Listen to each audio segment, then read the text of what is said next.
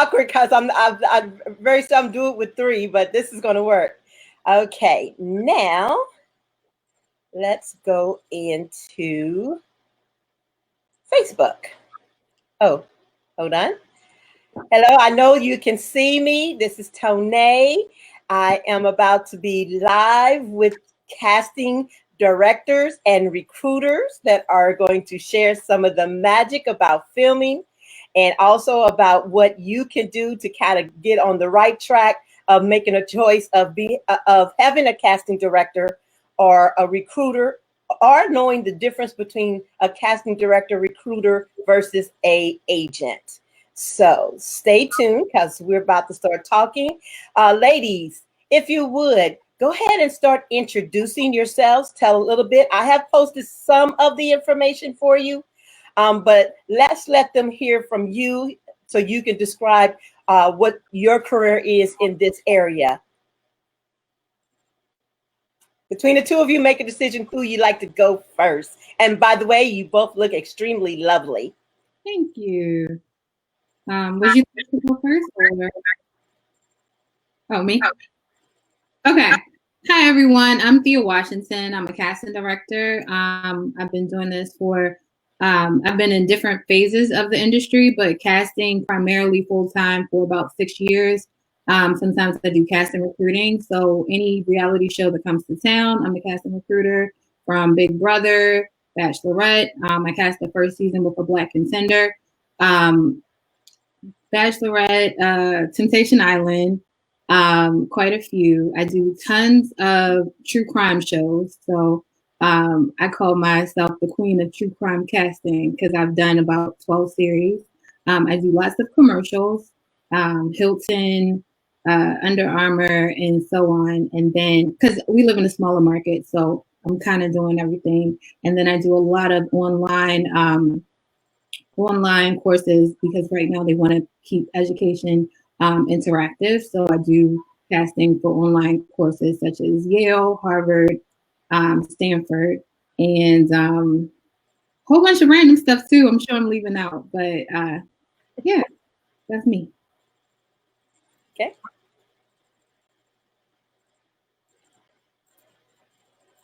Keema, you ready? I can't hear you. Me or them? Keema. Oh, Keema, your sound. Your sound. Oh, yeah, she's mute. I don't know why. Hold on. Let me check to see if it's me or if it's hers. You're mute. Yeah, you're mute.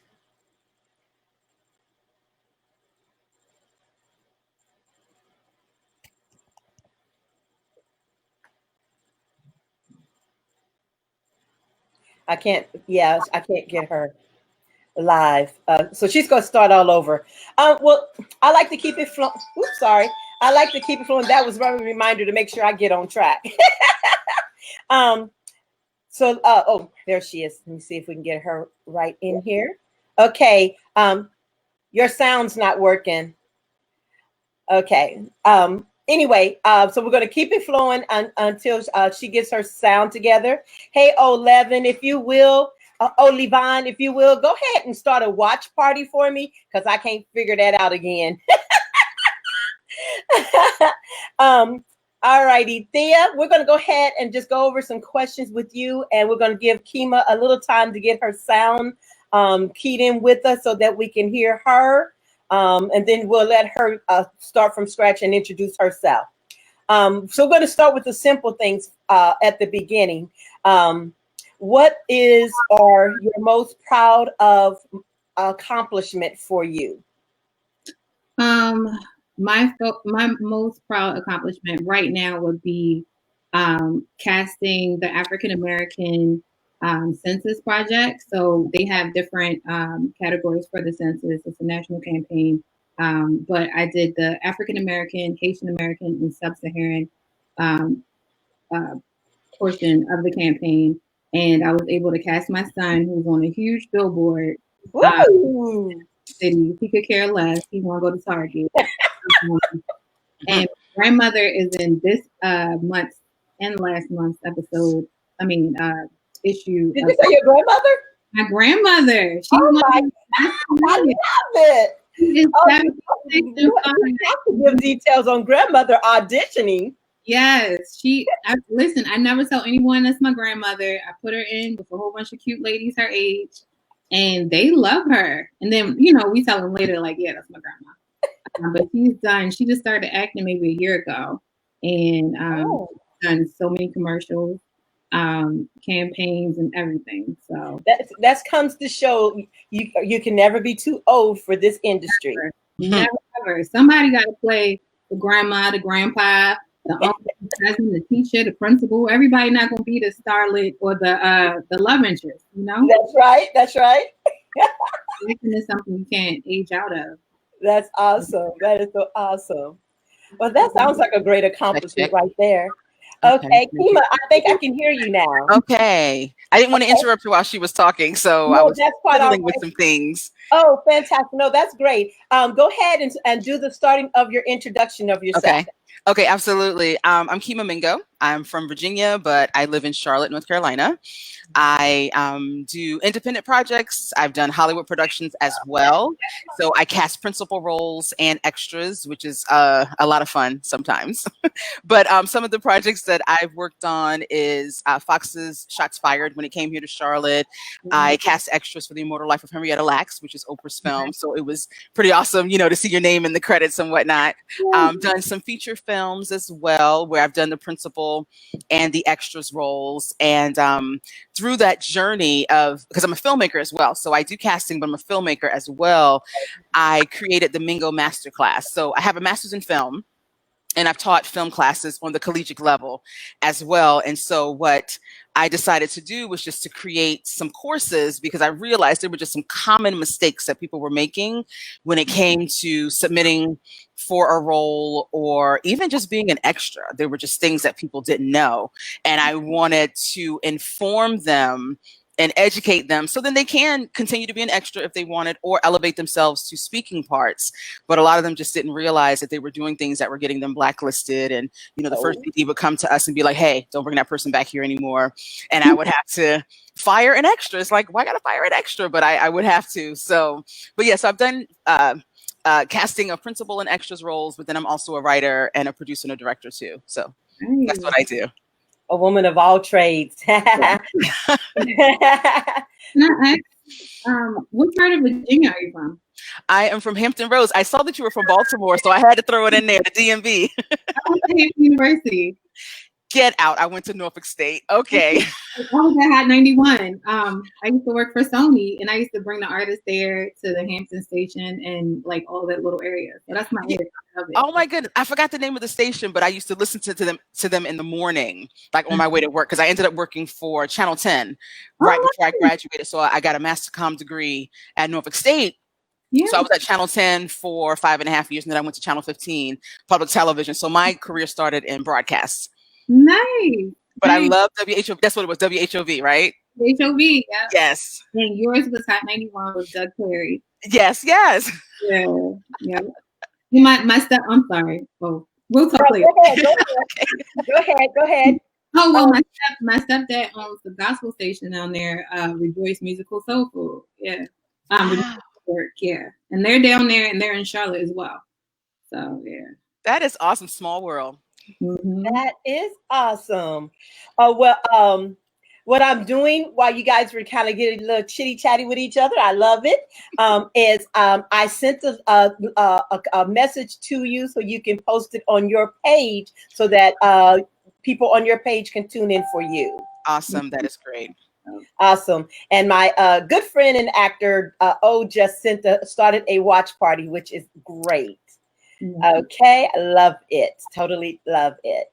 Okay, so now the question I had asked, Thea went on and it already expanded on, and that is, what is or your most proud accomplishment, Keema? There's one in particular, and I had to contact the young man's mother this morning. So when I was doing Shots Fired a few years ago, we would have scenes with children in them. And there were some of the moms who brought their kids, and they were just rock stars. The moms would like watch other people's children. They would make sure kids got, the paperwork done and all that. And so there was one particular family, the Darbys, that Colette would actually bring all of her children, plus nieces, neighborhood kids, people from church. I mean, she was just this rock star mother who would like bring, especially if we had last minute castings. And I was watching Black Lightning a couple of weeks ago, and I was like, wait a minute, I know that kid. And one of her sons is on Black Lightning. And she told me, because I texted her and I was like, wait a minute, I think I see one of your sons. And she was like, yeah, so his name is Christopher Emmanuel, but Christopher Darby is his legal name. Christopher Emmanuel is his stage name. And he was in, I don't know if you guys have seen season 2 of Black Lightning, but he was the one who could talk to the machines. So when the daughter and uncle, I forgot his name, but they were like in this abandoned building. And so he was the one who could touch the machines and talk to them. And she said that I gave him his first job. Aww. And had never been on a real set before. They learned so much because, if you guys remember Shots Fired, the Bythwoods, Gina Prince and Reggie are the creators and, and directors and writers, and along with other people on the series. And so it was just a beautiful set to bring people on, but they learned so much. And she said that they maximized that experience and they connected with people while they were on set, which helped him in the trajectory of his career, which led him to Black Lightning and having a speaking part. He wasn't just like an extra. He's one of the people who has those special powers. So he's going to be, hopefully he'll be on that show a very long time, but that's like one of my biggest, proudest moments that, this kid that I knew, whose mom I knew, has now elevated himself to that level. So yes, I told her, I said, I'm gonna shout y'all out. So the Darbys are amazing. Wow. That's, you guys got great accomplishment. So what kind of words do you speak to yourself to keep yourself motivated to keep going in this industry, as well as, in the communication with the actors, because you got so many, diverse personalities, projects, and things you have to deal with? What do you do for yourself to keep yourself in balance and motivated? So what I do is I try to create boundaries, because a lot of times actors don't have them. And they think that we want to talk about acting and all this other stuff 10 o'clock at night, or text me like, hey, I got something coming up. That is great, but please just text me between the hours of 9 and 7, or email me. Don't DM me if it's work related. Email me, please. And we can set up a time. Like I made myself less accessible, because I dealt with a lot of like the true crime and episodic. You deal with so many people, and they think that it's okay to come on your Facebook and talk, and come on your Instagram and talk, and come on your cell and all that. So definitely boundaries. To keep myself encouraged, I tell myself I'm just one call away from my next big hit. Yeah, I guess that's a lot for now, but yeah. No, I agree with that. I've had to do that because when the mistake I made was when I cast extra Shots Fired, I used my real number to connect with people. Yes. They don't know. I mean, I got asked out on a lot of dates. Yes. People wanted me to be their mentor. I know what that meant. Or even people just wanting something more than what they've earned. Because in this business, especially when you're an actor, you have to realize that you are the person that people are going to come and see. And you're the person that has to have the power to put butts in the seats or have someone sit in front of their TV. And they just felt like they could just ask me. Like one dude, the last day of shooting for Shots Fired, he was like, so you're going to give me a lead role in one of your films? And I said, you're welcome to audition and earn it. Because they think, because we're friendly. And I've heard some things about other casting directors who are a little more standoffish, a little more with the boundaries, that people feel like that person's mean. So I'm a very personable, nice person, and they take advantage of that. And so I had to create boundaries for myself as well. That's something that I've had to learn to do. And then also just understanding just the amount of work that it takes to get this job done. And one thing that I taught one of my assistants is it will always work out. That's what I have to tell myself. When it's crashing and burning, when people don't show up, when agents don't send back paperwork, when actors don't do what they say they're going to do, when people lie and say you didn't email me and tell me that I had to shave or I had to wear this outfit. You didn't tell me I had to have 3 outfits and 2 pairs of shoes.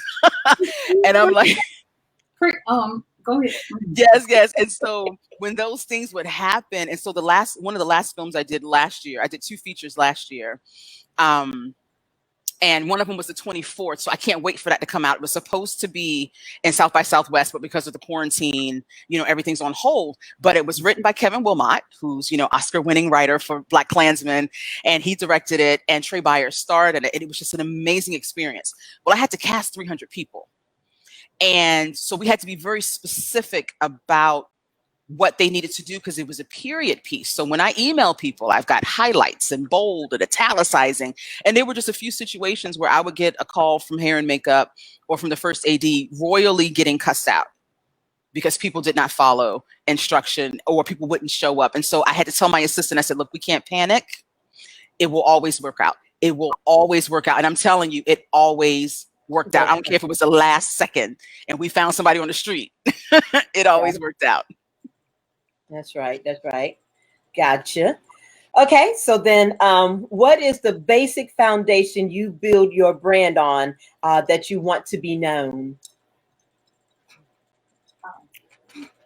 Oh, okay, I'll go. I want to be known for having integrity. I think I make sure that my people get paid, even though it's not my job. It's, once you sign your paperwork, it's the production company, but I have to work with a lot of these people again. And if I'm like, well, I'm sorry, I make sure they get paid. So integrity is one thing. Creating opportunities for women and African Americans, and other, so when I do shows, sometimes if it's like a blank and we don't know the race, I purposely make it a woman. I purposely make it a young Black guy if it's a doctor or if it's a cop or something like that. So my intentions with giving with proper representation of us in the media, that's what I would like to be my legacy. And giving people jobs in their first job. No, I totally agree. And mine is exactly the same. I was thinking integrity and I was like, she took my answer. But you know what? That is so important because that is our brand and our word is bond. And if I'm the type of person who's going to tell someone, okay, when you submit, I'm going to put you in front of somebody, I can't promise you the role, but I'm going to promise you that I'm going to give you the exposure or tell them that they will be able to work as an extra or whatever the case is. And I don't do my part.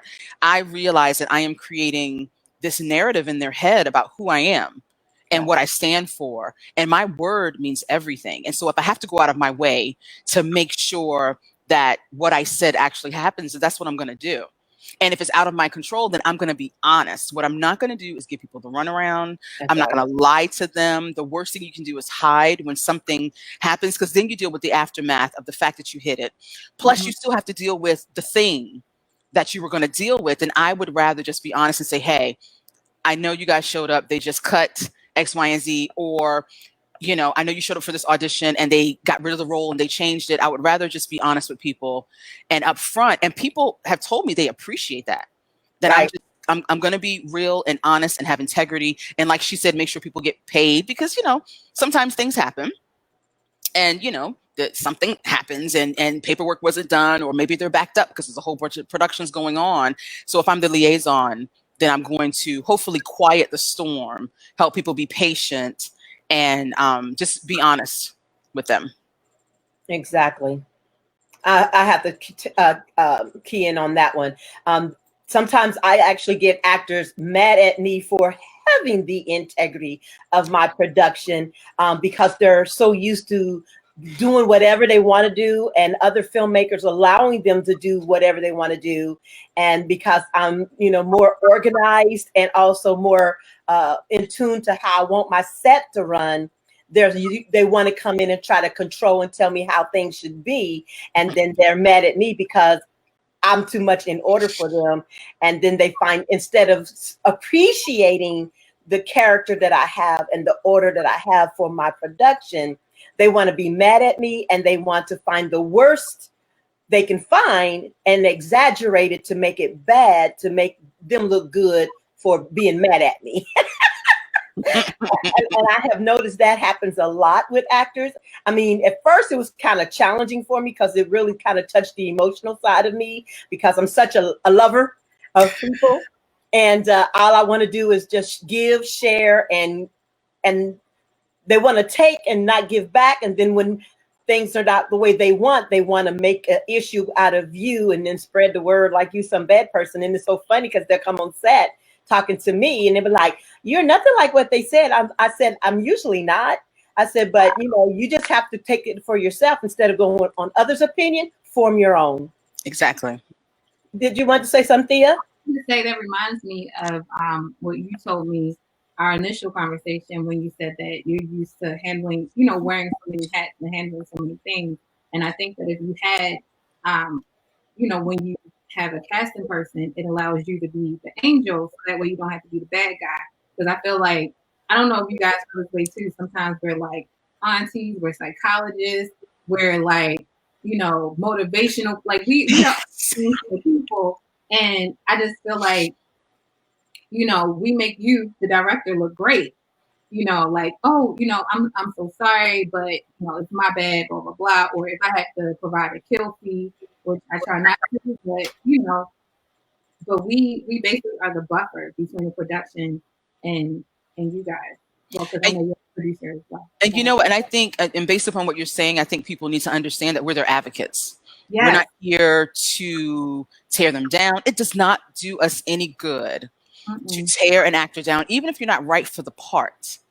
I'm not going to judge and criticize and hurt your feelings and act like I am goddess and, you know, you're the peasants. Yeah. No, the thing is, we're in there fighting for you, especially, you know, if you're working with a director who really wants our opinion and our input. We are in there advocating, you know, I really like this person. It may not have been exactly what you envisioned. Let's give them a chance to see if the talent is there. So then we can adjust some other things. You want someone with long hair, we can put a wig on them, you know, or just whatever the case is, that we can adjust some things. But we are really advocates, even to the point like with extras. And when I cast extras, they don't think about different ages. So when I cast them, I'm going to cast someone who's 65. Because guess what? They live in the neighborhoods too. They go to church too. They're going to be at the store as well. I'm not going to do the 20 to 29-year-olds, you know, XYZ looking type of person. When we want background extras, if you want it to be realistic, okay, great. I know we're not going to always cast children because that's a totally different ball of wax we have to deal with. But I will cast, like in this last film I did, I had some who were what do you call it? I guess sexually fluid or something, you know, where, no, couple of transgender, that's what it was. It was a couple of transgender people I cast. And I'm like, okay, cool. You can be at the store shopping just like everybody else. Exactly. There was one woman who was in a wheelchair and she had her husband like pushing her in the background. I told him, I said, look, my goal is to make this as real and as representative as possible. It's more than black and white. And they have to start looking at, I'm not going to say we, because I believe we casting directors, you know, venture beyond the typical. So if it is someone who's differently abled and they're able to be in the background, we could have her in front of her van with her wheelchair and the actor is, you know, walking out or doing whatever he's doing, because realistically you can go to the Sam's Club and see a person in a wheelchair. Right. That's real. So I've been able to work with some people who are open to seeing things the way I see them and to broaden the scope, because to me it just makes it richer, because guess what, that person's going to go home and be like, yo, I'm in a film. We got to go watch it. Yeah. And then people can identify with the realness of that's authentic. Yes, authentic. Okay. Did you want to add anything on that, Miss Thea?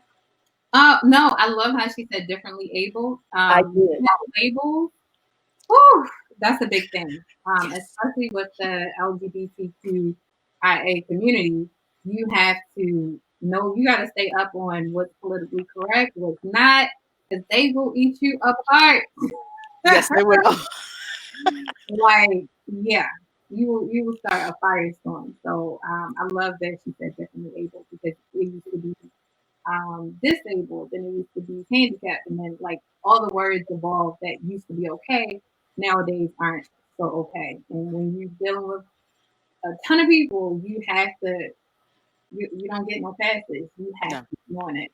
Like, yeah. But can you go ahead and explain what is the difference from the director and casting as agent, recruiter, and director? For the ones that are looking, because I get all the time, I got an agent or I'm looking for an agent, but they don't really know what these titles do for them. So can you kind of break that down as much as you can for them to understand? And even if they're not on here right now, I'm going to repost this because I think this is something really important to bring in a little balance between the actor, the director, and the casting person. So that way we can kind of help them start to grow more in this industry, because Georgia is getting ready to go to a whole different level. And the actors here are not really ready as they think they are. I might be. Well, they're getting there, but yeah, there's some work we need to do. So I can talk about recruiter. Hey, babe, you're on film. Tell him I want some of that sandwich. So as far as recruiters, casting recruiters go, we're a part of a bigger team. We usually have quotas to fulfill, and depending on how your contract is set up, it will be per person, or it will be per person that they qualify for. So that's when I'm on the casting reality shows, that's how it goes. So it's not necessarily looking for an actor, it's looking for that right person that fits it. And then I would say casting director, it just all falls on your lap. It don't matter what your assistant didn't do. It don't. It's a lot. And then agent. Well, I'm gonna let you go, but yeah, you're right. It's a lot, and with casting agents, they represent actors. I'm a casting director, so I don't represent any particular actor. Everyone's open to submit, but I'm not like fighting for a particular person, or I'm not with an agency who's promoting a particular actor. So as a casting director, I am the liaison between the actor and the production, and the actor and the director. So that's what the biggest differences are. And let me just say this, you mentioned how actors want agents and managers. This is what I have to say about that. If you're an actor and you don't have something for them to sell or to advocate for, you're not ready for an agent. Just because you have the desire doesn't mean that you're now in position for them to go out and try to get you auditions. Because if you haven't taken classes, you haven't taken audition classes. That's something that, there's an art to auditioning, but then there's also an art to being in a scene with someone and creating that chemistry. Just because you are the life of the party at the cookout, and when you were in college, everybody thought that you were just such a character, that does not qualify you to be an actor. Yes, and yes. I'm sorry, go ahead. No, I love the Amen Choir. Yes, ma'am. Yes. And because I've just seen it way too many times, and they don't understand that there is truly an art and a strategy and a technique behind acting. Even though they make it look like there's no formula, there are formulas, there's keys, there are things that people use. Once you learn them, then you make them your own. So why are you looking for an agent? You don't even have a proper headshot. You have not taken a class since high school, and you're about 35, and you think that that's still going to have some relevance. You haven't done the training. Because if Denzel Washington is still taking classes, Denzel said, I think it was in last year, that he was doing more stage because he wanted to sharpen his skills. Wow. Even though he's a master in film and people look to him for inspiration and all of that, he understands this is an art form that is ever evolving. And in order to stay sharp, you've got to keep working and studying. Scorsese said the same thing. He still goes back to the beginning of film and he studies those directors and filmmakers from back in the day. So if the greats that we honor and that we respect are still studying, how dare you as an actor think that you've arrived?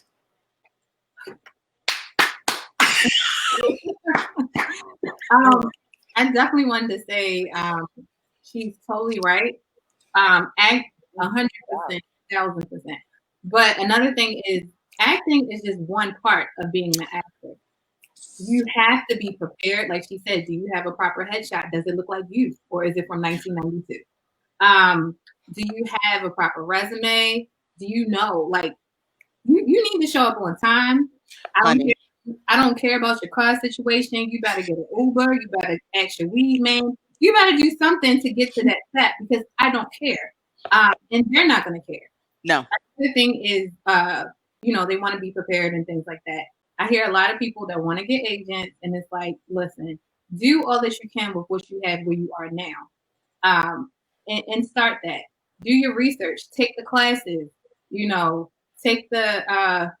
It's just crazy to me. And I remember, I don't know if I mentioned before I became a casting director, I was a costumer for film and television, and I signed to an agent, and I was like, yes, I'm about to blow up. I can quit my job. I made it big. And the agencies, just because you signed to an agent don't mean you made it. They have their favorite person. And I have someone, she's a stylist, Pascal Lamar. To this day, I used to joke with her and say, the only time I get work at the agency is if you're sick, on vacation, or if you just already booked. And it goes from a lot of these actors that are so pressed to go with an agency. And you also want to make sure you don't sign a, don't sign a non-exclusive. Yeah, sign a non-exclusive. Don't be exclusive to a company, because they may not advocate for you like you can yourself. You need to go on these sites. You need to go to all of these auditions, and you might book it, and your agent may not believe in you. They might assign you. They see something like you working, somebody hired you, but nobody is going to believe in you like you can yourself. So an agent is like the last thing you need. Like, exactly. That's not right now. Yeah, one of my actor friends told me 2 weeks ago, she said, because she just recently moved to Atlanta, and she said your agent gets paid like 10 to 20%, and that's about the amount of work that they do. You are responsible for the rest. Yeah. You got to put yourself out there, because I've had plenty of actors complain. They're not sending me to auditions, and they're not finding stuff. So, but what are you doing for yourself? Exactly. You have to participate in your own career. It's not like that someone's doing everything for you and all you do is just show up for hair and makeup and auditions. That's not how it works. There's work in it. Yeah. I will say my agent, although it wasn't like, oh, I blew up, boom.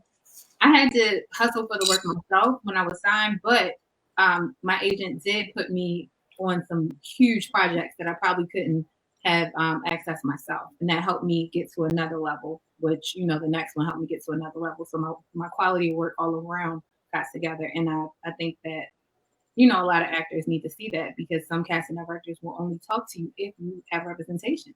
That's right. I'm going to chime in on a little bit of that, on some examples, because I've been doing this for a while. A lot of people don't realize I've been doing it for a good while.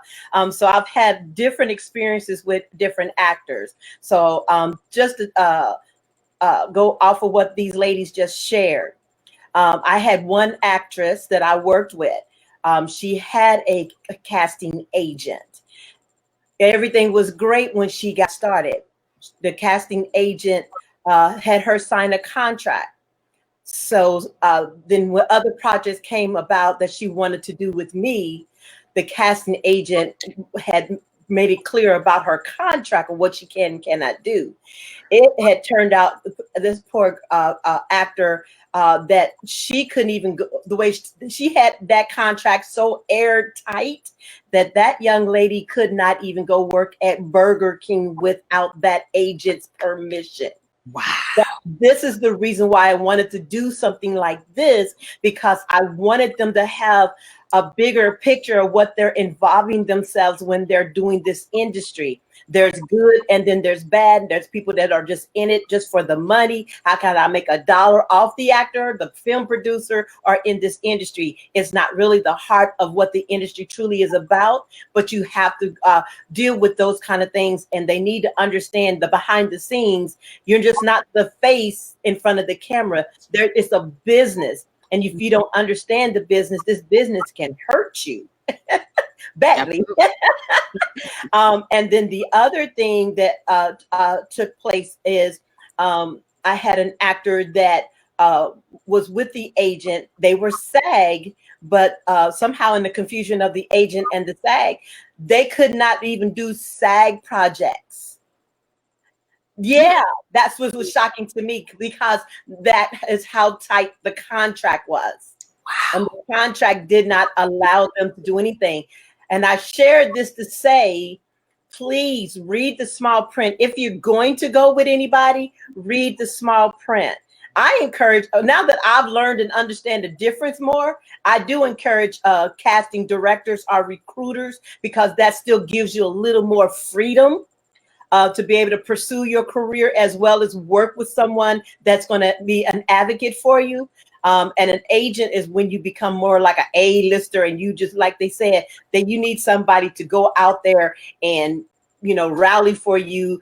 They take care of all your interviews and making sure that your brand is really developed and out there. Not really developed, because you got to really develop yourself more so than anything. So let me correct myself with that one word that you might run with. So I just want to throw that in as well, because that it is just really important that they understand that. Yeah, okay. Did you want to add anything more to that part?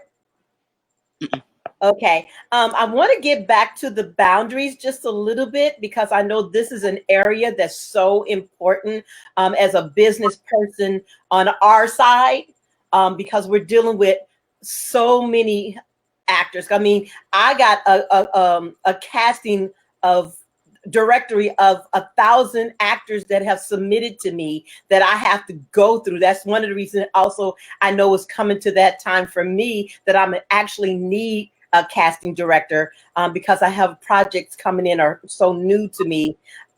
My brain's going to need to go in a different direction. I have to learn how to delegate a little bit more, and I ain't that's right. Go but so many have been sending it in. So what is an effective way that you do your process for your casting? That's the first part.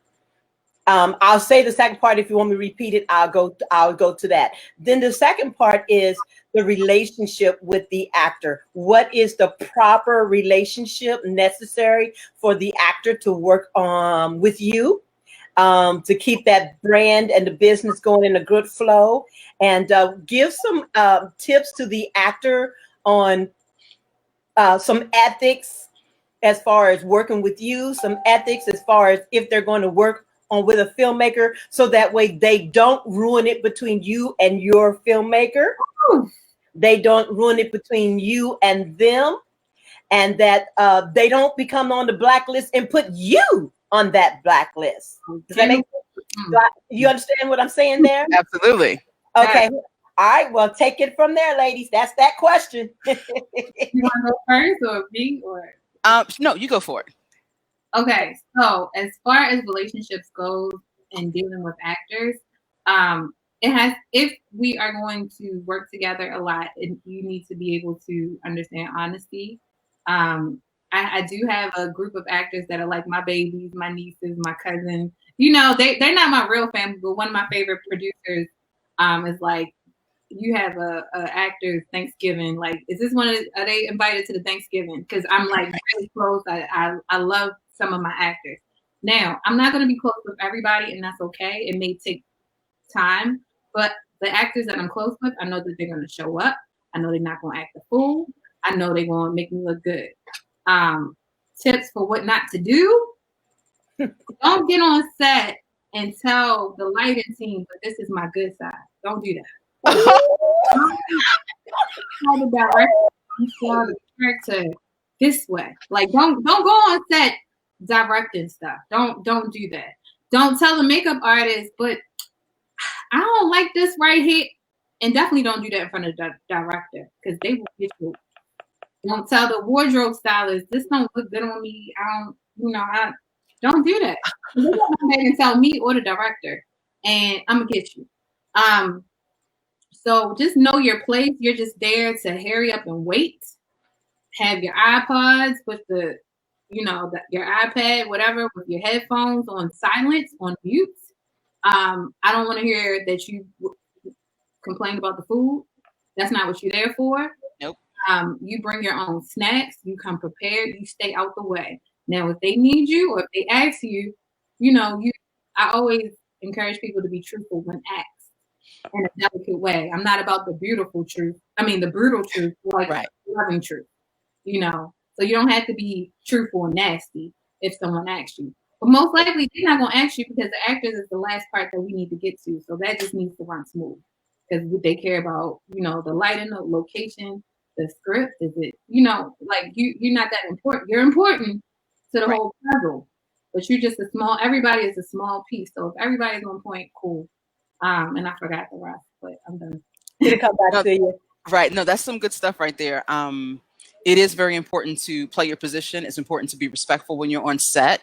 Know that the world is not revolving around you. You are one factor in the entire process. And just because you think it should be faster, you think it should be a particular way, they didn't ask you to come on board to do that. That's why we have the department heads and we have their departments to do things. I love the fact that you said come prepared. You need to be flexible because things happen.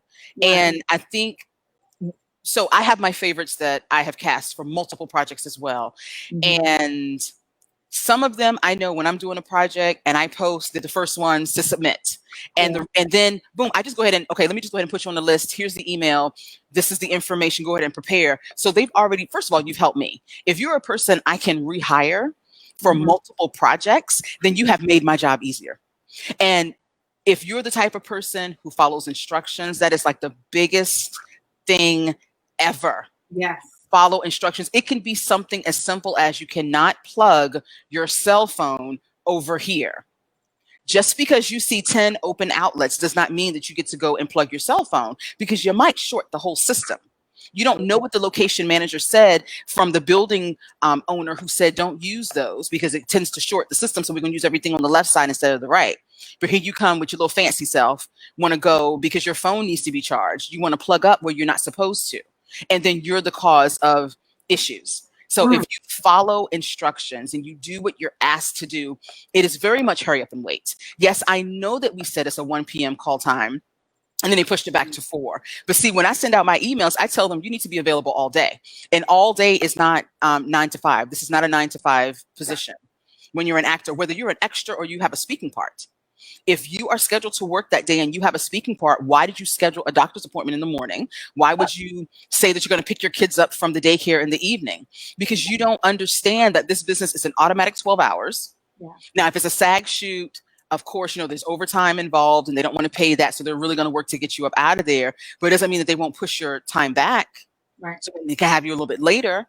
So when we say don't have any appointments and have your schedule clear, like we literally mean that. Like from midnight to midnight or midnight to 5 a.m. or whatever, don't have anything else scheduled. Don't come asking me, can I leave and come back? No. You cannot leave and come back. Is this am I going to be out in 4 hours? Now, if you get out in 4 hours, then yay, you get out in 4 hours, but plan for an automatic 12-hour day. Come with everything you need to come with. Listen, you never know. I've seen people get bumped up because the director liked their look, or because they just had a great personality and they got bumped up to a featured extra, or even having a part to say. Because, and I tell my actors this as well, your audition, when you're auditioning, starts when you pull in the parking lot. Yep. Your work starts when you pull on set and extras, or when you're in holding or whatever the case is, when you park on set. People are watching. All the time. You may think that people aren't seeing you as you park, and then you want to cuss out the PA who's out there parking you because you want your car to be a particular way. And they're thinking, honey, we got 35 other people coming. You're not the only person, and we have to park the cars this way because you're not leaving for 12 hours anyway. So does it matter that you're parked on the inside? That's the moment everything starts. and we're watching you fill out your paperwork, getting your costume, sitting in hair and makeup, if that's the case, or just waiting with your friends and whatnot, not being loud and bodacious, trying to be seen and extras holding and all that. So it's just a lot of things that the professionalism is extremely important. That can get you far if we feel like we can trust you. I will put you on multiple projects if you make me look good. But if you become a headache, if you're a diva, Miss Cafe person #1 that's not even in the credits, and you're a diva, I'm not booking you for anything else. And there are some people now from 4 years ago that I will not book for anything, because when I'm not on set, somebody's going to call me and say, hey, I don't know what you know, if you know, but that person was trying to tell the first AD what to do. There was a young lady, unfortunately, we had to fire her. And I eventually told her later on, because I wanted her to get better. I said, but that's what it was. Every time they asked you to do something, you were huffing and puffing. You had an opinion. You were speaking loud enough for people to say something. And then when they were doing something that you weren't involved in, you had an opinion about that, and they heard you. And I got the phone call. So they said they don't want you back. That's not even something I can override. Right. They don't want you. So just little things like that that make a huge difference. But I think the biggest thing is just following instructions, because it really could be a safety issue. It's not because we're being mean. Yeah. No, it's really a safety issue. Or you can park over there if you want to and you get towed, and then you can be mad at us and we're not going to pay for the ticket. Exactly. Okay. Well, I got a 2 cent for that one. What was the last part of your question? You had asked like 3 questions. Hold on, because I moved over to the next one. Actor's relationship with you and between the filmmaker and you. I think it was something else. I think we answered that one, because how to be effective in casting. Oh, did you want to answer that, Thea? Oh, how to be effective with casting. I want to first go with my main course. I'm gonna look at what they want. Then I'm gonna go to my favorites to see what they want, and then I might cast a wide net and then go from there. From whether it's a self-tape audition. If I don't know you, you can't do a self-tape audition with me. I need to talk to you or interview you, because your audition could be great, but you could be a sociopath. So I gotta feel your vibes because you're not gonna go on there. And so I go from there, I create documents, I kind of take some notes, and I see who can possibly transform, like if their hair is shorter, longer. I make sure it's how they look today. Yes. People, they lose weight, they gain weight, they get some braces. Like, I just make sure, of that. And what else do I do? I'm very I know you probably get both ways, where some people are like, just pass me the talent and their contact info. Or some people are like, yes, can you tell them to, come on this day and, come prepared and things like that. I prefer actually to be, you come on this day, this is your script, this is the location, this is the time, confirm that you received this, text me as soon as you get there. Because you, and like you brought up a great point earlier, people will try to throw you under the bus and lie and say, I didn't tell you to do that. But I'm not only going to tell you verbally, especially if it's important, I'm going to put it in my email, and then I'm going to show my email, if I care that exactly. much. But don't throw people under the bus, because you don't know who knows who. Also, with the PA, when you were saying about the PA driving, that PA could be the director's daughter. So you got to be nice to everybody. The person who you talking stuff about next to and holding or whatever, they could be the lead actor's sister. The lead actor might be Denzel. That might be Denzel's sister, just chilling humbly. So yes, it starts from the point that you come in on there. So just be nice, be kind, don't be annoying, don't be an asshole, and you will get more work. So that helps us do effective casting by knowing that we can trust you. And yes. Yes. Yeah, trust is big. And along with that, because I'm very meticulous like you are, I plan the plan, I cover my behind, I make them confirm every email. Because if you don't confirm it, you're about to get a text message, you can get a phone call. Because what you're not going to do is say you didn't know. What you're not going to do is be out there lost because you didn't read the whole thing. You know, reading is fundamental. Yes. And people love to avoid reading. They do. You know, for our health. We're not writing because it's fun. If we write it, look at it, read it, take it in, put it. And something as simple as putting in west or east on a street. Don't be mad at me because you ended up this, like on the last one we did, somebody was at a farm. Y'all like the farm? No, because it's west, not east. Same address, same street, west, not east. They were on the wrong side of town. So one thing that I do, in addition to like all the things that Thea was talking about being meticulous, I think that they need to understand that our job is extremely and heavily detail, laborious, related. And I know that doesn't make sense, but it's very laborious. I am automatic 17-hour days. I know, you know, sometimes hopefully we can get off work early, but if there's a deadline, if there are multiple roles I have to cast, whether it's a principal, whether it's a bit player, or even just extras, we're constantly taking in people, finding people. If we didn't find the right person, because, you know, I can give the director 10, 15, 20 different options and he'd just be like, no, I don't like them. Now I got to go back for another round. And so actors need to understand that, yes, you submitted the first day that I posted, but if you see that end date, I gave myself like 5 days to collect auditions. So don't email me the next day saying, hey, am I going to get an audition? Because I may not have even seen your submission yet. Exactly. Because, oh, Jesus. Yes. So, of course, you know, we use Actors Access, and people like the way I write my descriptions with my characters because it's more than just, you know, blonde with big boobs and 25. There's some things you got to bring to the table as an actor. So I describe the character. So I tend to get a lot of submissions, a lot. So for one of our characters, I had almost 800 submissions.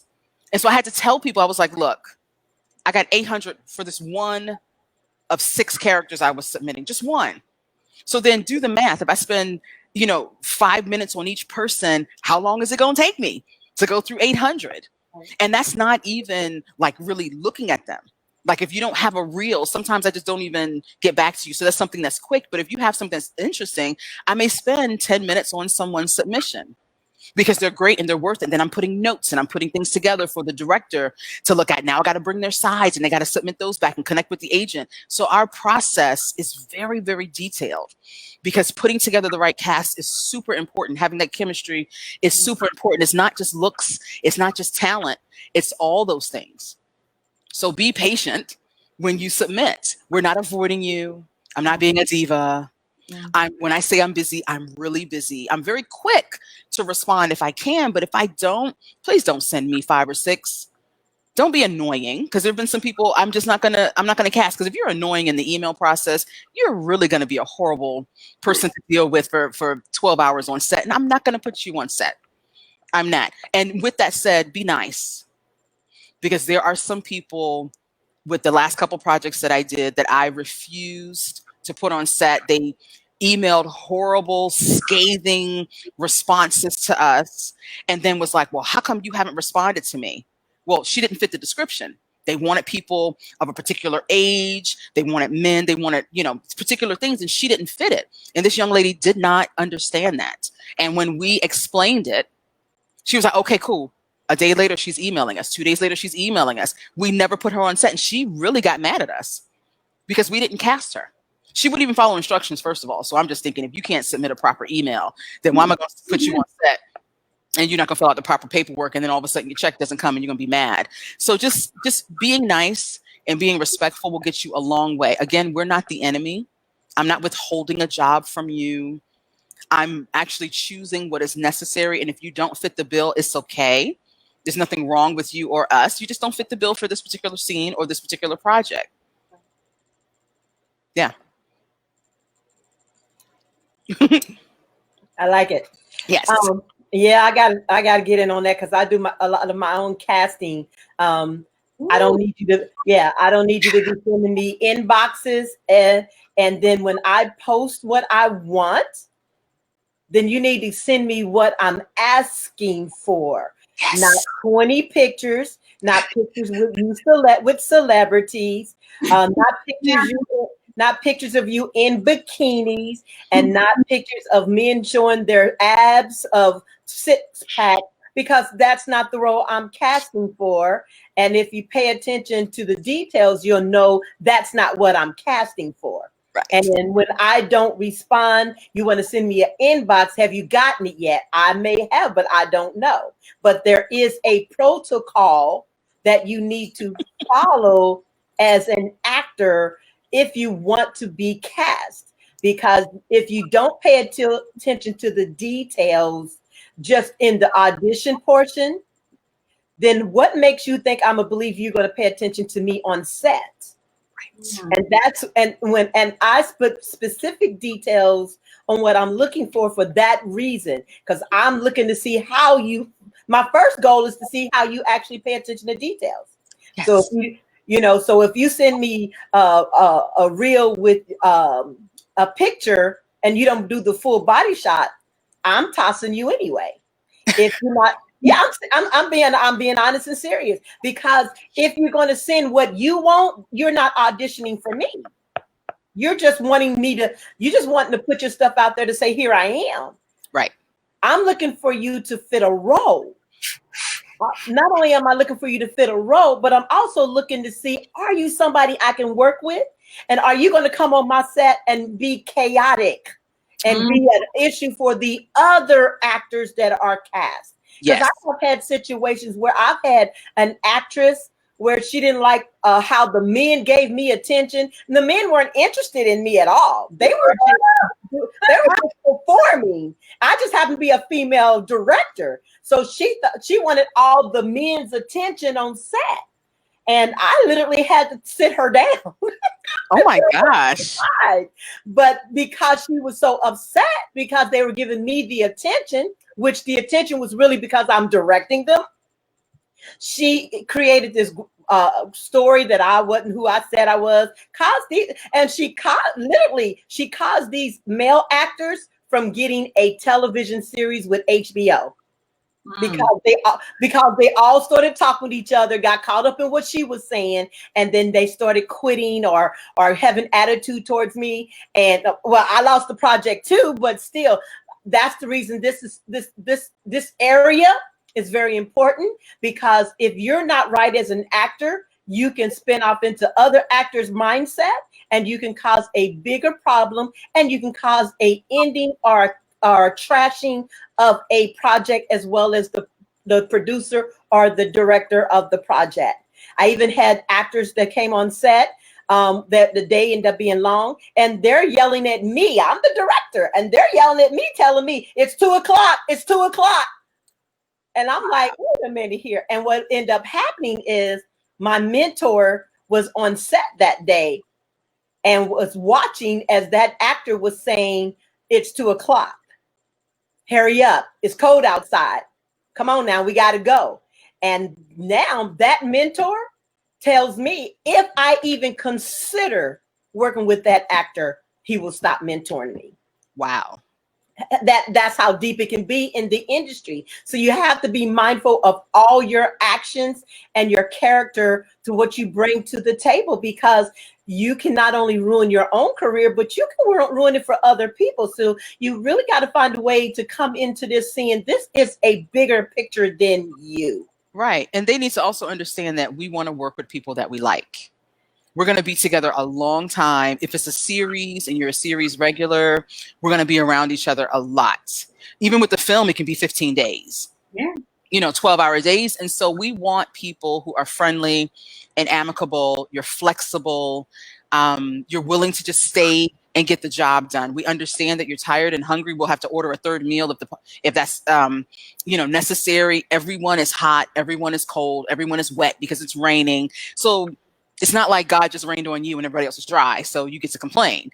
The thing is, we want someone who is going to be a team player, because we're a team. Yes. And we all play a part in making sure that if you are the actor, you're the lead, or you're one of the other parts, that we want you to look your best. And that's with hair and makeup and lighting and lenses and camera equipment. We want you to look your best. The writer wants that person who fits the part to do well. The director wants you to do well. So it's not like it's an us and them. where we're against you because we're not in front of the camera, our names are going to be attached to the project as well. And I would tell people, if my name is attached to anything, it's going to be amazing. Plain and simple. So if there is, there's some kind of weak link, then I'm gonna have to reconsider if I want to be a part of it. Because if I can't fix that link, if I can't get that together, I'm not going to tag my name to something that's going to be subpar. That's just not even how I operate. So if someone's never worked with me before and they're wanting me to do whatever the thing is, because I've done first AD work and all that, and then I just tell people, just ask somebody. I've even posted, okay, people who've worked with me, tell people how it is to work with me. I have nothing to hide. You need to Google me. Exactly. You need to research me, and not in the arrogant sense. You need to vet me to make sure that I'm the right person for your project. Because if I'm attached to it, there's going to be some standards. There's going to be some expectations. There's going to be professionalism. That's what you get when you hire someone like me. And I can imagine even with you, Thea, and the way that you're speaking, you're going to get those things. And so as an actor or as a filmmaker, whomever, just make sure you come in open and willing to work together, because we're in this thing together to make sure that the end result is superior, because we all want to be proud of it at the end. No one is against anyone else. Okay. Well, a lot of stuff, you guys, these questions that you have already pretty much covered. This is beautiful. Okay. Here's a good one. Share your thoughts about myths, example, reality versus film, and independent versus the mainstream.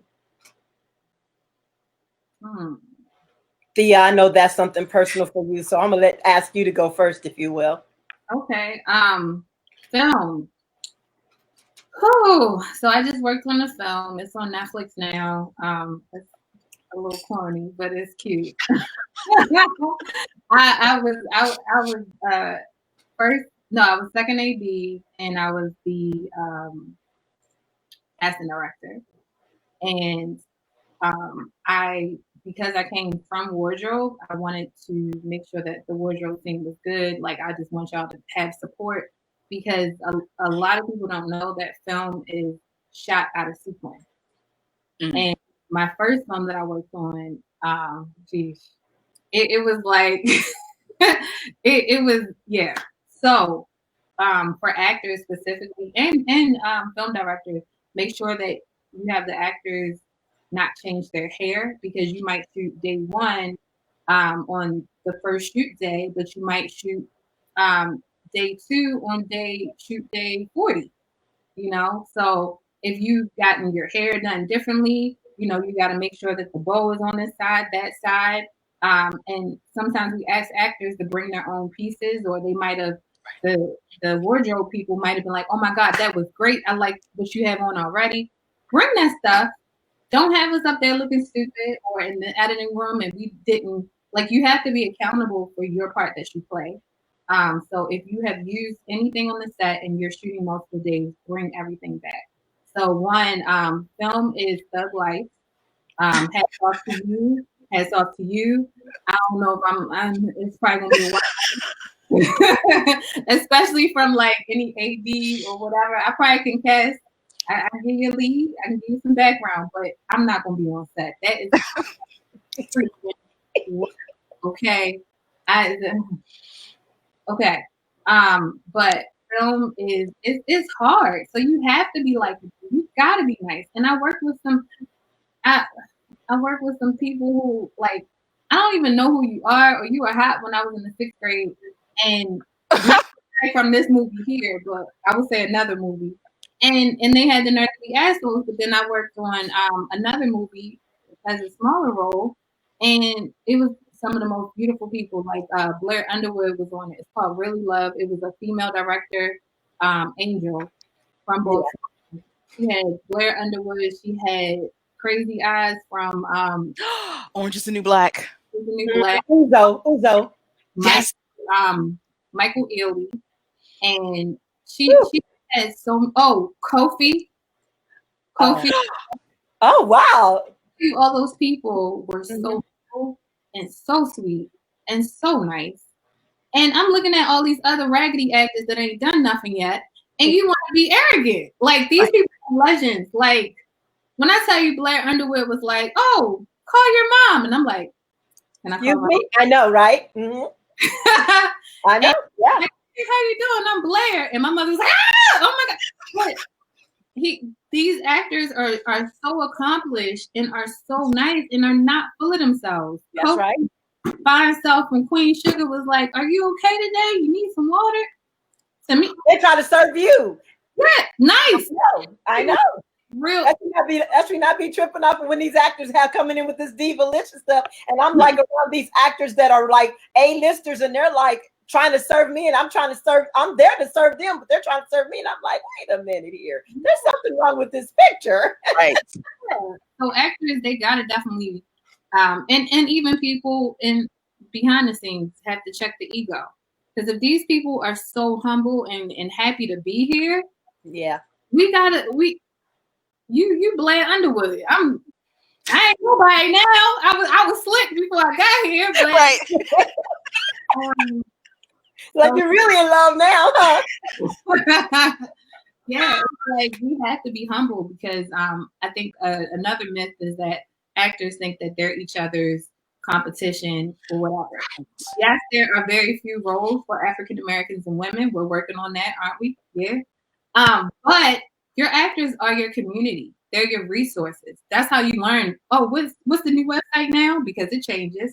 That's how you learn like who's auditioning. They can't get every role. You can't get every role. And if you don't look alike, even better because you guys can put each other in the know. Reality. Wait, what was the question again? I started talking. Hold on. I got to find it again. Hold on. It was film versus reality, I think. Oh yeah, it was main film to mainstream, independent to mainstream, and then it was reality to film. Oh, okay. Mainstream and independent. Yeah. Independent film is thug life. Independent is extra thug life because if you got one job as you know a department head on a film, mainstream, you're going to multiply that by 10 on an independent film, and you're working harder. I feel like it's a lot of love there as well because you know you may not be getting paid the same money, but you know you signed on to the project because you see the vision and you want this thing to be great. And so you're using your resources and things like that. Sometimes you may have to work an extra hour. Sometimes the food is good. Sometimes it might not be, but you got to look at the bigger picture because independent projects can catapult you to the next thing. And yeah, I think independent is a beautiful way to get these dimensional characters that we aren't always afforded through what comes on the TV. Mm-hmm. So it's a great opportunity. I always encourage actors to do independent projects because instead of playing Where's Waldo and House of Cards or whatever in the background, you can show real emotion and possibly get an opportunity in an independent project to show the different things you can do instead of panning across you like in your reel or whatever. Like I don't understand why people put it in their reel, but you know, definitely support the independent artists because they eventually go mainstream and you get to play a part in that. And it's not just you helping them; they're helping you with your craft. Like you get to practice and you get to perfect your craft. Reality, I hate that actors are like, oh, my acting coach said I can't do reality. And I'm like, shut up, because it's a whole bunch of people that have came from reality, that have gone to Broadway, that have gone to serious actors, that have gone to serious careers in the entertainment field. That is the old mindset of when people used to think that reality TV was trashy. Yes, it's trashy. I feel like I work on some of the less trashier shows, Bachelor, Bachelorette, stuff like that. But you need to take reality as an opportunity to push your platform, your mission, whatever your initiative out there. If you got a t-shirt line, you need to wear that t-shirt every day. If you are head of a charity, when you look into his eyes, I really care about the kids. organization, and you just need to use that to get to the next level. And That's right. Gets me in the door. I get reality stars. I used to love Flavor of Love. Oh my God, girl, that's a throwback. my God, I love Onyx from no, I think he was from I Love New York. But I have tons of reality stars, and when I see him, I'm like, oh snap! Okay, you want to audition for this? You sure? You sure you want this? Okay, cool. Come on in. And Onyx is now a serious actor, Emmy Award winning producer. I probably should call him Will instead of Onyx, but that was my show.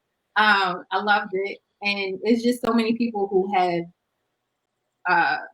done so many more things from reality. Like that's an old stigma.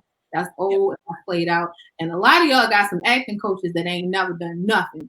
So stop listening to them people and stop paying them your money. Go on YouTube or take a class, get in the Mingo agency. I mean, not agency, but master class. Master class, yes. And listen to what Ms. Monet has to say. That's right. Coaches don't know nothing. Like a lot of them. I'm sure it's one guy in Maryland. His actors are good. They're really good. Mark McKinnon.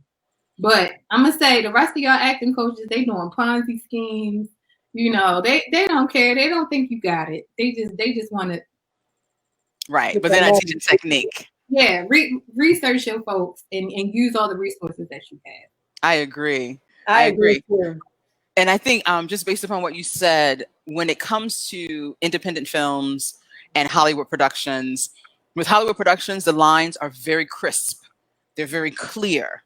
You will not cross this line into someone else's job. You're not going to go see somebody else's line. You're not going to go and plug up something or pull something or drag something off of the truck that is not in your department. Nope. When it comes to independent films, that is a beautiful place for you to learn the industry from the ground up. And I tell even my actors, because I do a Secrets of a Casting Director workshop, to tell them what we casting directors really think, what we say about them when they walk out the room, because they don't know. What we say when they submit via email, they have no idea. So I just tell them the truth. But then I also started doing a scene study, and because a lot of actors don't know how to bring stuff to the table. When they see a scene, they can master the audition. And then when they get in front of the casting director and the director, now they have to take direction. They don't know how to do it. And so if you work on a smaller film, I tell those actors, you need to be a PA. Yeah. And they may feel like, oh, well, that's not what I want to do. I want to be in front of the camera. I've worked with way too many actors who now want to be directors. They want to be writers. They have no idea how much work it takes. They think, based upon their experience, from their experience as an actor, they book a role, they come on set, they're in hair and makeup, they're separated from everyone, they do wardrobe, it's time for me to be on, I do my lines, and then I go home. They don't realize that, no, we're there setting up, clearing the space, cleaning things, mopping floors and stuff, taking out garbage. And then we stay after the actors have been released and we say, so-and-so is wrapped for the day and we applaud for them. There's still more to do. So as a PA, if an actor really wants to learn this business, at least be a PA for one project and see what it takes to make you look good so you can appreciate people and treat them with respect when you're on set, whether you are the lowly whatever or you are the face carrying the project. I think that's very valuable to understand the business that you claim you want to be in. Right. You need to learn it from the ground up.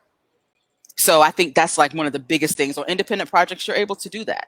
Because, there is a shelf life for those in front of the camera, unfortunately. And then if you're a person of color or if you're a woman, they kind of start writing us off at like 35, 38, maybe 40. There's only a handful of women that we see past 40 who have a thriving career. So if you ever want to transition to the other side, come work on these independent sets. You're going to learn a lot of stuff. But then on the Hollywood productions, there are people that you can meet that you just got to know, got to know the time when you can talk to people about what they're doing and how you can slide in what you hope to do next. You can't be campaigning in between takes because that's not the place to do it. But maybe at the lunch table, when everyone's sitting and talking, like with the 24th that I did with Kevin Wilmot, I was having lunch with my assistant and these two young guys walked in and we were like, oh, okay, they look interesting. And they sat down next to us. And I was like, hey, so what do you guys do? Oh, we're the financiers. Oh, I was about to leave. Let me sit down here and talk to you guys. And they talked for like 15 minutes. And I learned about these young men who are from LA and they financed the film and, told me how they found out about the project and stuff. And since they've never done a project here in Charlotte, from the beginning, I had already said to myself, I am representing this area, because these people have never been here before. So I wanted to make a good impression with Kevin and Trey Byers. I got to chat with Trey Byers' sister, Brandy, who's just an amazing woman, and I still keep in contact with her. And then even with the financiers. So even as a casting director, I realized that I'm representing my area. Not just the extras, not just my assistant, but I'm representing this area because they loved it so much. They said they want to bring more work back here. Nice. Yeah, so we wrapped, I think it was like July of last year in 2019. So I'm looking forward to that. So I made a good impression. So even as an actor, they may cut all your lines down to one. But if you make a great impression while you're on set, somebody's going to remember you. You're going to be top of mind to some casting director. You're going to be like, you know what? Yeah, I heard some great stuff about you. Hey, I didn't know if you knew. We got this project coming up. You might want to submit for this. I'm going to put you in front of the director. Now it's your job to close the deal, but I'm going to at least open the door for you. So they got to think beyond the now. What you're doing now really isn't affecting, it's not just about what's now. What you're doing now is affecting the next 4 or 5 projects that you could be doing if you make the right impression. Right. You make the right impression with the right people. Shoot, it could be like a monkey barring from one thing to another because the first AD remembered you. Or, like you said, the PA who was driving everybody around in the van is the daughter of the nephew of the cousin of the so-and-so who's the executive producer, and they remembered that you were so respectful. So you never know. So you got to treat this like I'm making a great impression for now, but I'm also making a great impression for later on. Nice. And the thing about the PAing thing, I can't tell you how many times I threw a PA in the scene. Like several times. Yes. In the scene. So if you go PA, be cute, but when it comes to you, you might go in the scene. Almost every project, and yeah. You just never know where it can lead. Never know. Most definitely, because even when I started doing, because I got discovered by my mentors from a friend who sent them to my set just to see how serious I was. And when he saw how serious I was in my filming, then he invited me to be a part of a program they were doing with 12 other Hollywood filmmakers that they wanted to groom into the industry because they know that their season's coming up, so they just want to keep the things going on. The first thing they did with me was, you're no longer a filmmaker. You're everything we need behind the scenes. I was PA, AD, assistant, everything. And I was running coffee. I was driving to the airport. I was reading the lines for the actors. I literally was able to sit with Morgan Freeman and be his script reader, and to drive him around, him and Sean Connery, so you still get in the mix of those kind of things if you be a PA or work behind the scenes. And on top of that, they will naturally having conversation with you, feed you knowledge on how to hone in on this industry as well as your art. So don't look at it as being a peon because you happen to be a PA. That role right there is very important because they're the ones that help everything work right on set for you to do your performance. That's right. So I agree with these ladies 100%. Treat everybody nice. This is my thing. Treat everybody nice and come looking good as if you are going to be the star, period. Because you never know. Yeah, right there. That's why that actress mad at you. That actress was upset because you were stealing the men because you can't be a star. Right, she was too cute for a director.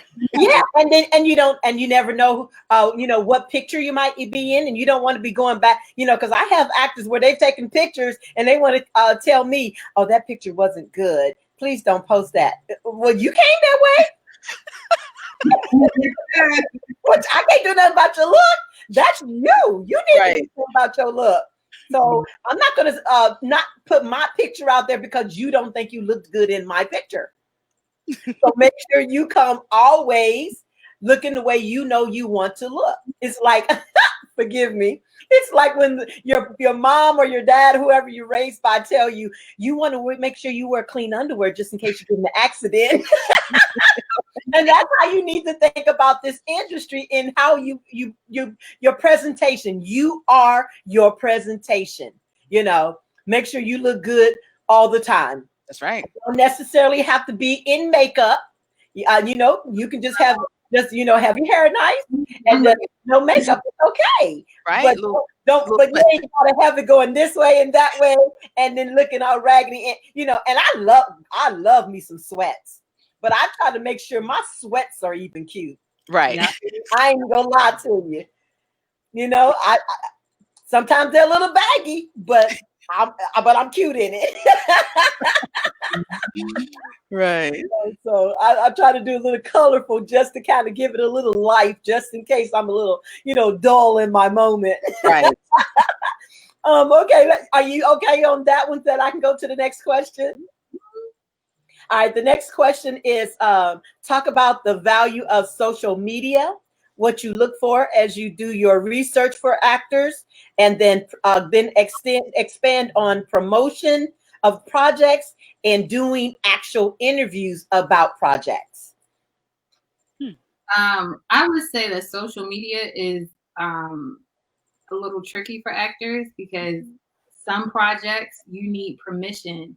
Some people are like, I'm on set. And then, you didn't show the costume, the whole thing, and everything like that. And then, they have some people that they pay to go through social media to make sure of that. So when you get a role, I know you're excited. Don't tell nobody. Because first of all, you might look silly because roles get cut sometimes. But for the privacy of the shoot, and look at your documents that you're signing. Some of them might be an NDA that you can't talk about it until the project is released, or you may not be able to talk about it at all. But on I look up actors, especially if I don't know you, I've never worked with you before. I want to see, and some of them have great social media. They do videos like, hey, this is my self tape I'm sharing with you guys, and sunshine of the world. And then you got some that are assholes. One of my favorite actors is I just wish I never followed him on social media. Actually, 3 of them. One of them, I still continue to work with him. He's like a big Trumpy and all this other stuff. And I'm like, what the? So when my email goes out, I'm like, it's no, and I did this before him. I just didn't think anybody was like a go hard Trumpy like this dude was, and I still love him to this day. But we're not gonna talk about inappropriate jokes. We're not gonna talk about religion. We're not gonna talk about politics, and we are not going to like. We just gonna keep it. We're gonna keep the talk clean, or just be on your phone or something. Be on your phone. But it's a great way to promote you. For me, social media, I could do more, but I use my Facebook page, Thea Washington Casting, to post some things that I'm working on, or to get a gauge. Like sometimes I'm like, hey, does anybody speak any other languages? Especially when I do my castings for the universities. One, we needed an older man that was bilingual in Mandarin. So I use it to kind of get to know my actors more. I like to have fun on there. But yeah, so social media can help and hurt you. I'm gonna do better with my social media for my casting, but I do use it to help find new people. I love people who are excited, that want to get in. And, if it's one of those projects where I'm like, okay, I can give you a chance to be background and kind of have enough time to tell you, like, look, don't do this, don't do that, da da da. I will do that, but it's almost like a community. If I'm looking for a blonde chick, blah blah blah, in the Maryland area today, right, they will be working like, here we go, and it works out. And the fact that I can trace it back to some other actors that I like and trust, great. So yeah, I want to do better with my social media. Mm-hmm. But Now, what was the question again? I want to make sure because I love what she said. I just want to make sure I answer it. Share your thoughts about, oh, wait a minute. Talk about the value of social media, what you look for as you do your research for actors, and then tell a little bit about actors promoting projects and interviewing in relation to their project. You know, Okay, being yeah, able to get the information out. right. When it comes to them promoting the project, like she said, you can't give away stuff that's specific to like the storyline. So when we did the 24th, because it was a period piece, they said you cannot promote anything, you can't post anything that showed the uniforms of the actors or like specific things with the scene. So what I would do is I would take a picture of the little markers we have where parking was. Because they would have like the name of the film and then the arrow, or I would have something that said holding, or things that were just very nondescript, but it was still in relation to the film. And so there was there was one particular scene that we had. It was super emotional and very powerful. And there were some crew members who had posted, like the actors were saying that they could see people in the background, like with their light on their cell phone, recording or posting the performance, and it was distracting. And then some of the crew posted pictures from that scene. And so they sent out the scathing email. Thank God I was not on set that day, so I knew it wasn't about me. Mm. But they sent a scathing email saying, hey, you know what you signed and you know what we told you all. You all better clean these social media posts up and get rid of all that stuff. So even crew sometimes is guilty of that. So if you're an actor, take a picture of yourself when you're getting your hair and makeup done, where it's not like if your hair has to be like this I don't know, this hair trickery wig or something with things moving, don't post that. But you can be sitting at the table waiting to get done saying, hey, I'm about to do this project. I can tell you what it is, but I'm so excited. Or be in your car when you show up. I just parked. It's the beginning of the day. There's the sunrise. Different things that you can do to promote yourself, showing people that you're active without giving away anything about the project. So even on the flip side, when the project is done, I, as a filmmaker, now I'm going to talk about it as a filmmaker, I expect my actors and crew to promote the project. Now we've gone through all this and we, finally got it edited and we've done all the work. You can't expect me as a filmmaker to be the only person promoting it, trying to get eyes on it. Or if we're trying to get views up, if we're trying to get people to interact. It's your job as an actor to promote and tell people what you're in. I don't understand why there are some actors who won't promote and say, hey, our project got accepted into 5 film festivals. Why would you not promote that? Why would you not let people know that you were one of the lead actors in a film that's been submitted and accepted or won an award? That gives you credibility. It gives credence to your talent that you were able to do something that elevated a project to the point of being an award winner or being a special selection. So on your social media, don't give away stuff about the film, but when it's time to promote about the film, take the time to get it done. Talk about what you've experienced. Tell people about the actors or the script or the director, because that's, it's all about relationships in this thing. You're not a solo person doing this by yourself. We're building relationships as we grow. And if you can depend on me to give you great projects, to put you on professional sets, to make sure that you get paid, then I think what you can do in reverse as an actor is to promote the project, because I'm getting my name out here as a writer, as a director, or as a casting director. Help me like I've helped you. It's not one-sided. And sometimes they think it's one-sided, that you have to make me look good. You have to do the work to promote the project that I lent my face to. Well, this is a we thing. So make sure that you promote and talk about what we did and how great the project is as well, because inadvertently you're promoting yourself. While you're making us look good, you're making yourself look good too. Yeah. Thea, did you want to add anything more on that? she said it perfectly. She did. She did that perfectly. Okay, so then let's go to the next question. I get this a lot in early morning. I've been getting them. I got a lot of young adults and teens that are seeking projects now and and their parents are trying to figure out how to get into the industry or how to help their child and be a mommy manager or a daddy manager. What kind of tips or guidance or advice you can give them to help them get started, or what's the proper way for them to get their child on projects? All right. I want to say, first of all, mommy and daddy, do you have time to go get the birth certificate? Do you have time to get things notarized? Do you have time to drive them to and fro? That's the first step.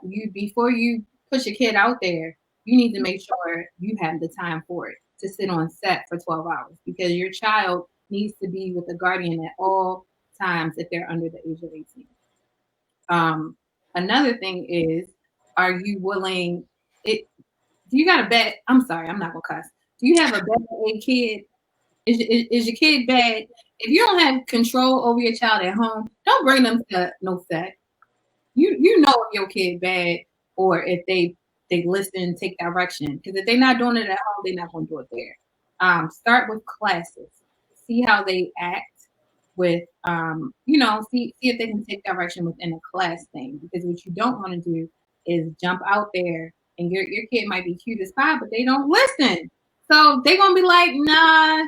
Or, I might be like, hey, I got this really cute kid, but don't cast them because they acted a fool and ran amok on the set.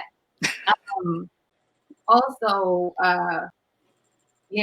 be very diligent. Do your diligence to look through these different projects that you may be putting your kid in. Like, pedophilia is a thing, and you got one time to mess your child up. Okay, they have it. Child abuse is a thing. Dan Snyder. I'm going through the rabbit hole, like looking and reading up stuff. He was one point the president of Nickelodeon. Okay, so Google these things. Google these things, and don't let them make you think that stage mom is a bad name. I think that was created to separate the parent from the kid. And look at these videos of what some of the moms did wrong and what some of the moms did right. Now, if you do your research and know the signs to look for, don't let your kid have no sleepover with no director or whatever, unattended. No, you need to go. It's just weird. Don't if you cannot be with your child at all times, do not sign your child up. And if they try to separate you from your child, no. The only way that I will agree with that is if you are in a double glass mirror with access to a door to see, because sometimes they want the parent out of the room for the audition. But I'm weird about that. I'm a mother, and my child is only going to be on stuff that I'm casting.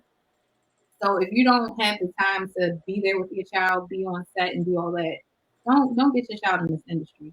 All of those kids from Disney, they ain't go crazy for no reason. There's some things that happen. Do your research. That is a great point. Definitely protect your child. So when it's time for them to want to start auditioning and all that, you've got to find someone who can teach them how to act. Because that goes back to, just because they're a character doesn't mean that they know how to memorize lines. Doesn't mean that they know how to do it over and over and over again. They have to understand that this is work. So it looks creative and we make it look magical. We make it look easy. People see the end result and be like, oh, I can do that. They don't understand how many takes it took and how many weeks and pickup days and all those types of things. And you think just because Raven Simone did it at 3, little Mookie can do it at 3 as well. She's an anomaly. She's super talented and just had great personality. So understand that this is a job. And like Thea said, you are also working when your kid is working. So you have to be there with them. It's going to be 6 to 8 hours a day for that child. So if they need a nap, they like snacks, they have homework, depending on the state and the project, you will have to have a tutor on set. You need to learn the laws of the state that you're in and the states that you want your child to work, because they're not all the same. So here in North Carolina, it's different than back home in Virginia. It's different than Georgia. So like here, we don't have to have a nurse on set. We don't have to have a tutor on set if it's like during the summer months. It's just not required because they're not physically in school. So learn the laws of your state, but then also make sure that your child is a professional. They have to take classes. So if you're not sure that they really want to, let them do children's theater. Let them do a real play at church. I mean, a well-run play, not like the one where everybody says a little Bible verse and then they go sit down. That is not acting. Have it where they're in a real production where there are cues and marks, and you've got a stage director and there's music, and like everything works together seamlessly, because that's going to teach them the mechanics behind doing things right the first time. It's going to teach them the mechanics of doing things over and over again, which is what we have to do in film, doing it the same until someone gives you feedback for you to do it differently. So if they're serious about their child being in it and their child wants to do it, that's a huge thing. Take classes, and I rarely find teachers who teach children, because kids can be a handful, but sometimes the parents are worse. You're not the expert, mama and daddy. You are their manager. You are there to protect them. But what you cannot do is tell them what you think they're supposed to be doing and the director's trying to communicate with them. If you can't get out the way and you can't shut up, then maybe this isn't the field for you. Maybe your kid wants to do it, and maybe dad's got to go, or maybe mom's got to go because, the director's talking to them like they're a professional working actor, and because you count to 3 and expect them to do something, and the person is now, speaking to them directly, and that's not the way you deal with them. Now you want to jump in and save the baby, or the teenager. They could be a teenager, and you want to jump in. They're not the parent. They are the boss. They're the director. So if that's not something that you're ready for, then maybe have someone else be their guardian while they're out, if they're really for it, but you can't get out the way, because that's something that can sabotage. Because I will not work with a child whose parents I can't deal with, because it's just not worth it. It's not worth me dealing with you and having that headache in order to have this kid. I'd rather just go get another kid. With parents who are willing and they understand that this is an investment of time and this is a real business. Even though it's creative, it's a business. But I'm big on the classes, big on the discipline, big on the professionalism, even with children. And like Thea said, you got to have your paperwork, because even more so with children, we can't hire children and you don't have a birth certificate and you're not signing the work permit every single time you're on set, having a brand new work permit with the proper information on it. I understand you left it at home. They can't work today, because if we get audited or something happens, we can't just be like, oh, well, we made an exception for them. We're not going to risk this production because you left something, in your book at home. We can't do that. So yeah, just a few things that parents need to know. It is a business, and we professionals treat it as such, which means they have to treat it as such as well. Thea, did you want to add any more to that? No. No. She did. She hit that nail. You guys are great. Well, this is a good flow. I do want to add a couple of things, because I have worked with a couple of kids. I actually don't write in stories for kids anymore, because of the mommy managers, or because how it can kind of distract the set. Tantrums, you're going to have to really make sure when your child cannot handle something relating to the character or the set or what's going on, that they are not mindset to throw a tantrum and start throwing things or being abusive toward other people, because they can ruin equipment, they can cause a liability to another person because they're angry because something didn't go the way they thought. So now they're throwing a tantrum and they done ruined everything around. So you have to be mindful of those things. So that means you can't drop off your kid and keep going and expect us to be the babysitter of your child. Only thing we're trying to do is get your child through that character scene of that role, but we're not the babysitter of your child. So you have to be mindful of your child's personality to make sure that they can handle the character. Because I've noticed here more so lately, their kids are getting characters like adult characters, sci-fi and sexual scenes or abusive scenes, things like that. So, they're taking those characters to whole different levels now. So I'm just going to advise, research the project, the director, the producer, what they're bringing for as far as that role is concerned. You may not have no say in it, but at least have a mindful awareness about it so you know what your child's going to perform. Don't just give them the script and say, do the script, and they're going to direct you. No, you need to read that script too and know that script and make sure that your child is mentally able to do whatever that character role is, because they're giving these kids adult roles now. Mm-hmm.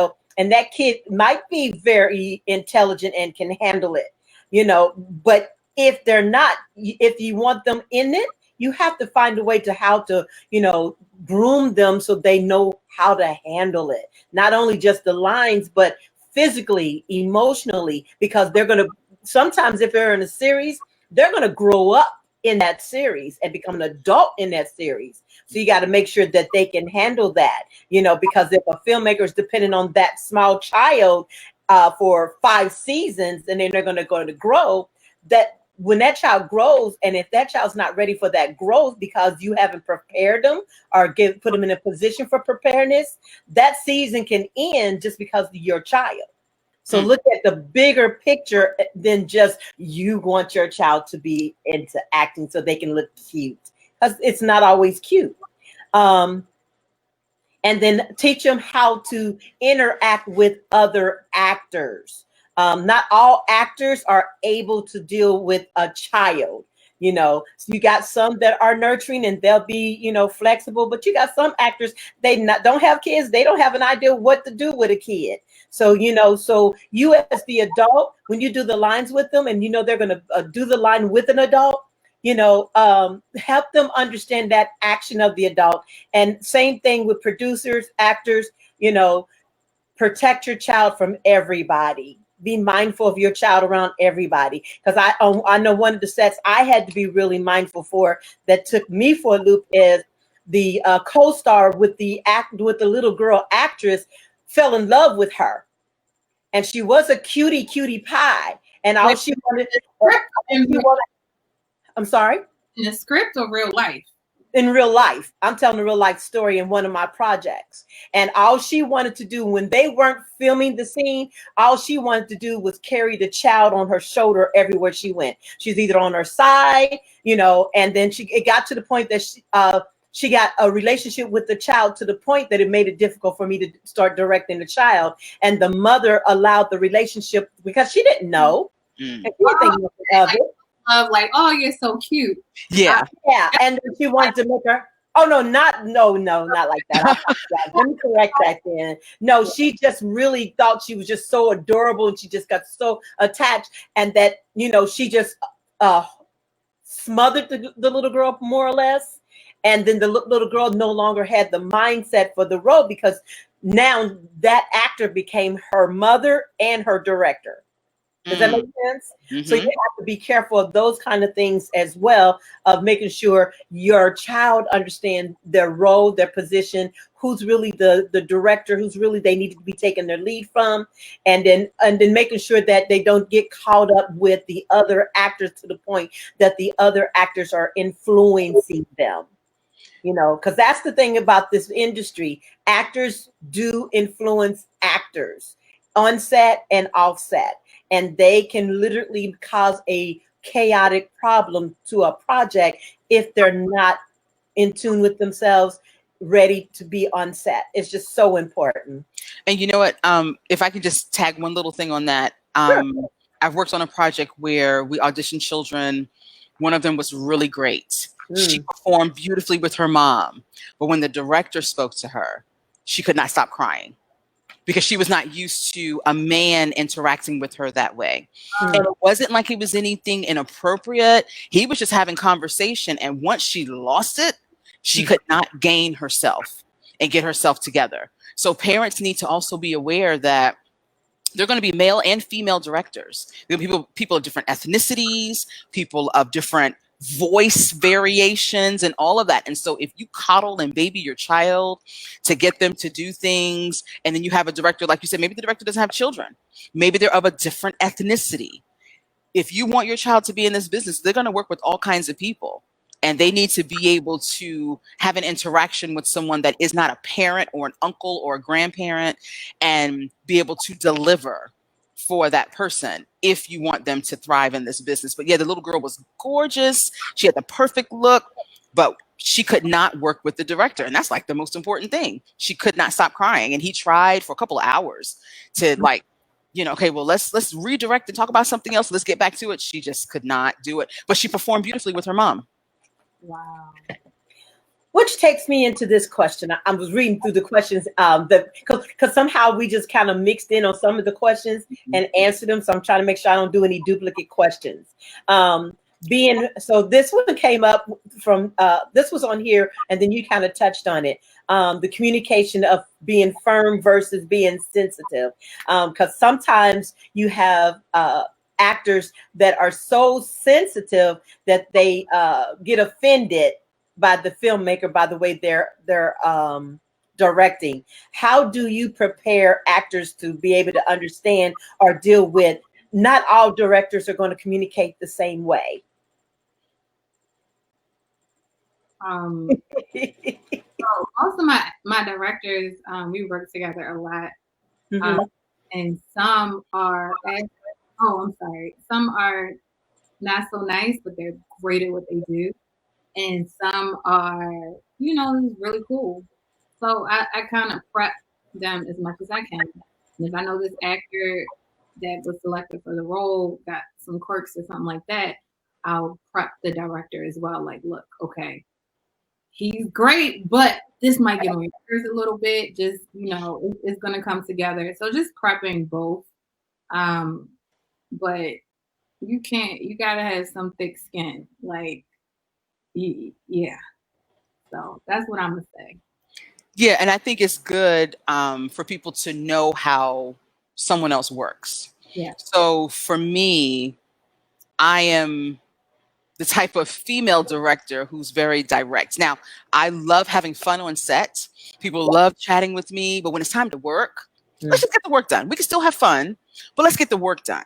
And a lot of women, I've realized, are taken aback by how tunnel visioned I am and how direct I am when speaking to them. And it's not disrespectful. It's more of, I'll just say yes, or I'll say no. When I speak, I don't color it with, so let's do this and let us think about that. That's just not the person that I am. If the lighting doesn't work, can we change it? If the makeup doesn't work, I don't understand it. Can you explain? Can you adjust this, tweak that? So there was one time when I was doing a short film, and the makeup artist had done an interpretation of what she thought I wanted. And she was downstairs, I was upstairs. And I asked her, so I'm working with an actor and she wants to show me that person's makeup. So they walk up the steps and I look at it and I was like, well, I'm not really sure. So I'm a little confused. Can you explain it? So she explained it and I was like, oh, just tweak this a little bit and it'll be perfect. Later on, I found out that she was highly upset. She felt like I was calling her out. And excuse me, I make the announcement at the beginning of set because I realized the way that I was trained. So I worked in television, in TV news, and for 5.5 years, and I was one of 3 women. And then within my first year, the other 2 left. So I was always around men. And then also my upbringing, I was in the band in high school and in college. I played on the drum line around a bunch of men. Oh, wow. So being at A&T and at Norfolk State, I was on the drum line. So that kind of, that tailored and tweaked how I spoke to people, because men don't like all the extra. They just want you to get to the point. And so I learned how to do that just from being a teenager, then being a professional. So when I'm on set, I just get to the point. And a lot of women I've seen speak indirectly. So I now have to make an announcement at the beginning of my set and I tell them, look, I'm not being mean. I'm not being a B word. I'm just a direct person because we have a limited amount of time to get all this work done. So if I say something directly, I'm not coming at you or being critical. I'm just telling you what needs to be done so we can go home on time. So I made that announcement and I said, if you got to cry, you got to go somewhere else. That's what I tell them. I don't do tears on set. So you have to go outside, get it together, come back. And that's what she did. Her feelings were hurt. She thought I called her out, which I didn't. I was really surprised because a guy came and told me, he said, she went outside and cried. Oh my. And I was like, what did I do? He said she felt like you called her out and her feelings were hurt. So she went outside and cried, got it together. We had a great shoot and she still wants to work with me. So I guess she had to realize, I guess it was her and not me. But I think like what Thea said, understanding how people communicate and then adjusting and tailoring it so we can be effective is very important. So if someone needs more, like some actors just want you to give them the motivation, that's it, boom, they do it.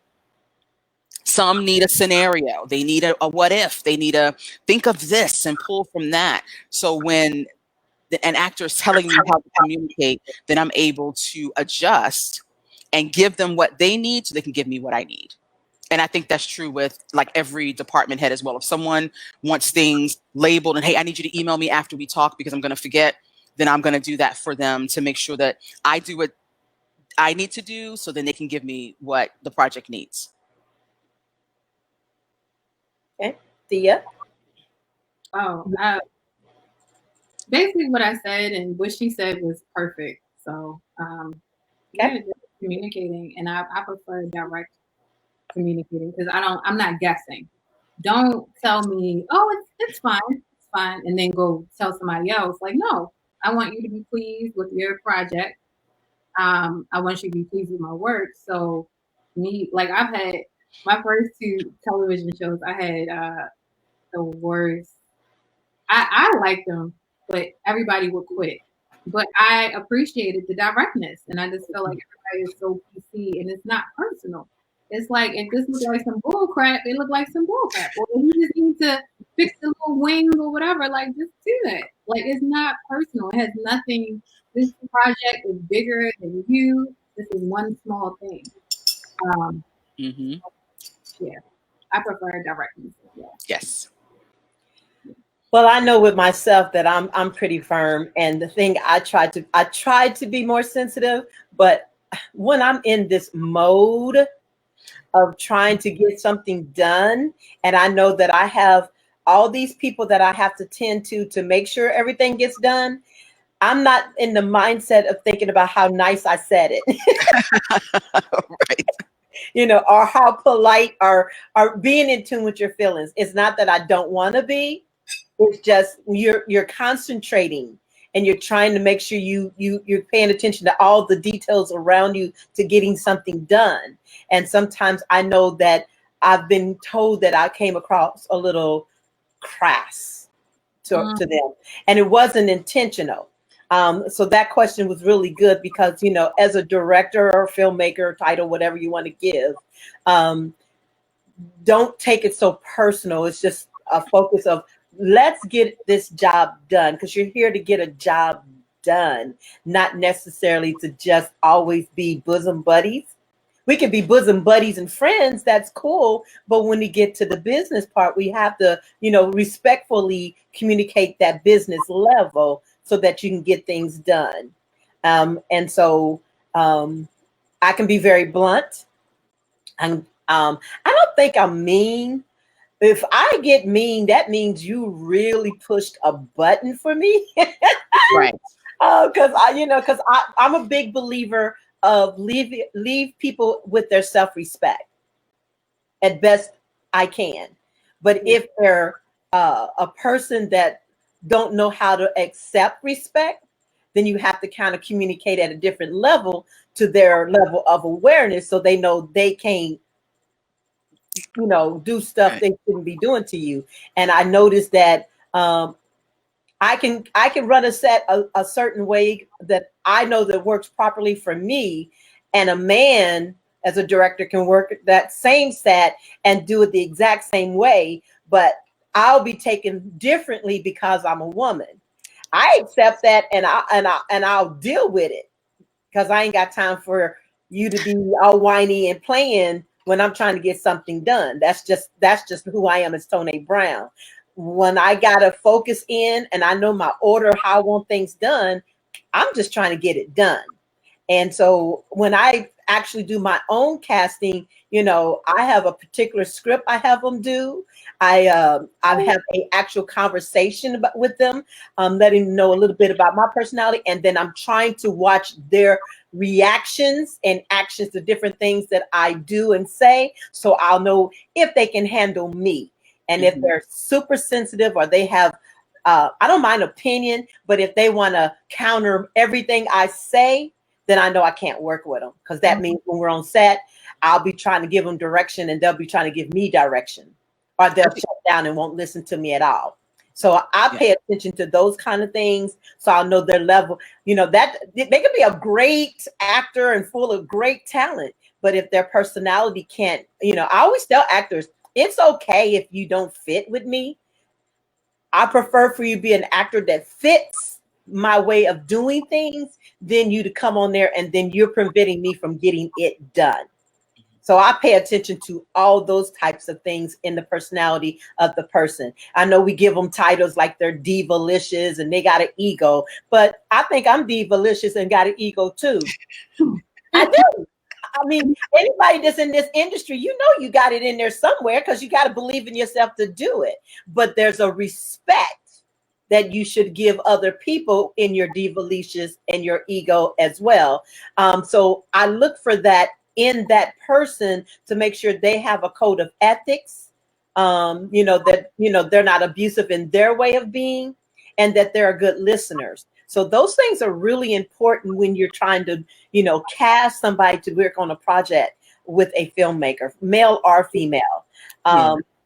You made, let me just, if I can just add one little thing. I think you made an amazing point that we haven't harped on it, and I'm glad that we haven't.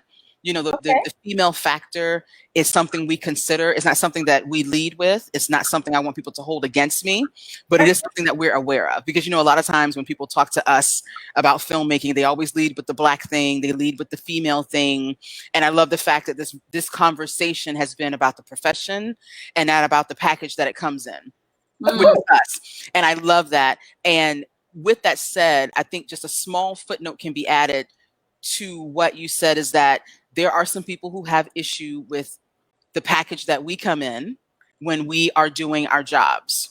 And if they are a filmmaker or an actor watching this, they need to check themselves and do a litmus test for themselves to see if, when they're dealing with a female director, female casting director, a female first AD, a female DP, do you find yourself questioning more, challenging more, feeling like you have to mansplain things? Or if you're a woman, you want to argue back and not really respect and have boundaries? Because I've experienced that. And I've had other female filmmakers experience it as well, where one of them, who's she's an award-winning DP, an amazing director and writer. And she said she had worked with these guys on one project that she was just strictly the DP for a male director, and everything he asked for, they did, no problem. So she was like, hey, come work with me on my project.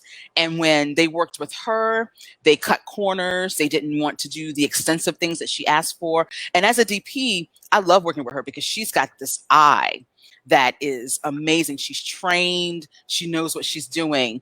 And they cut corners and was like, well, we really can't do that. I don't want to do this. They would, if it takes 4 steps, they want to do 1.5 for her. And so they would challenge her on things and would rather not take direction from her because she was strictly a woman. And a lot of people try to make it seem like it's our burden to fix it. No, we can't change what we look like. We don't want to change what we look like. This is who we are and the package we come in. It is for other people to realize and to figure out, am I acting differently when a woman is in charge and she's giving instruction, she's very direct, and she's unapologetic about what she wants, because we know the end result. I'm going to be the one editing because I like to edit my own stuff. So I know what I'm shooting for and I know what it needs to look like. I wrote the script, I'm directing it, I'm editing. So trust that when I ask you for something, it's not because I want to see you work and I'm giving you minutia. I'm giving you busy work. I'm giving you what I need and I'm expecting you as the expert to deliver, which is why I hired you.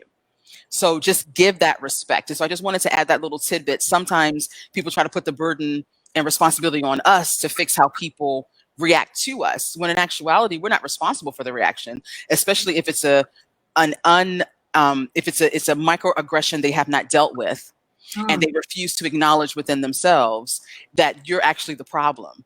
And you refuse to acknowledge that your behavior changes when a woman is in charge.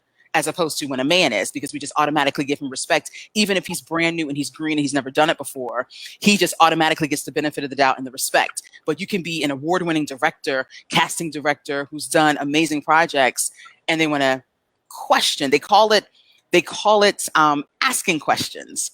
Like on this last project we did, this guy kept coming to us, producers, and because we had a female producing team, and he would be like, well, I just want to make sure that you guys X, Y, and Z. I want to make sure you know about such and such and such. And so finally I had to tell him, look, I don't need you up here telling us how to do our job, because see, nobody else would just tell him directly. They would talk about him behind his back. So I'm the chick. I'm going to say it directly. I need you to go downstairs and do your job. I don't need you to make sure we're fully aware of what's going on. But if you're up here, then who's doing your job? If you're up here trying to tell us how to do ours. How about that? And he was just consistently trying to check behind us. But when it came to the men, he was not doing that to them. So Wow. again, his problem, not ours. And it's not my job to fix it. All right now. Well, we're going to wind down a little bit on this, but I don't remember. I know I had conversation with both of you. I'm just going to read this because I just kind of, from you guys talking when we did our little chit chat over the phone, I was just writing so many notes. We covered a lot of it, but this one, I think both of you kind of threw a little bit on this. I'm just going to read it out, and then you just take it and run. Okay, how do you prep your actor on communication?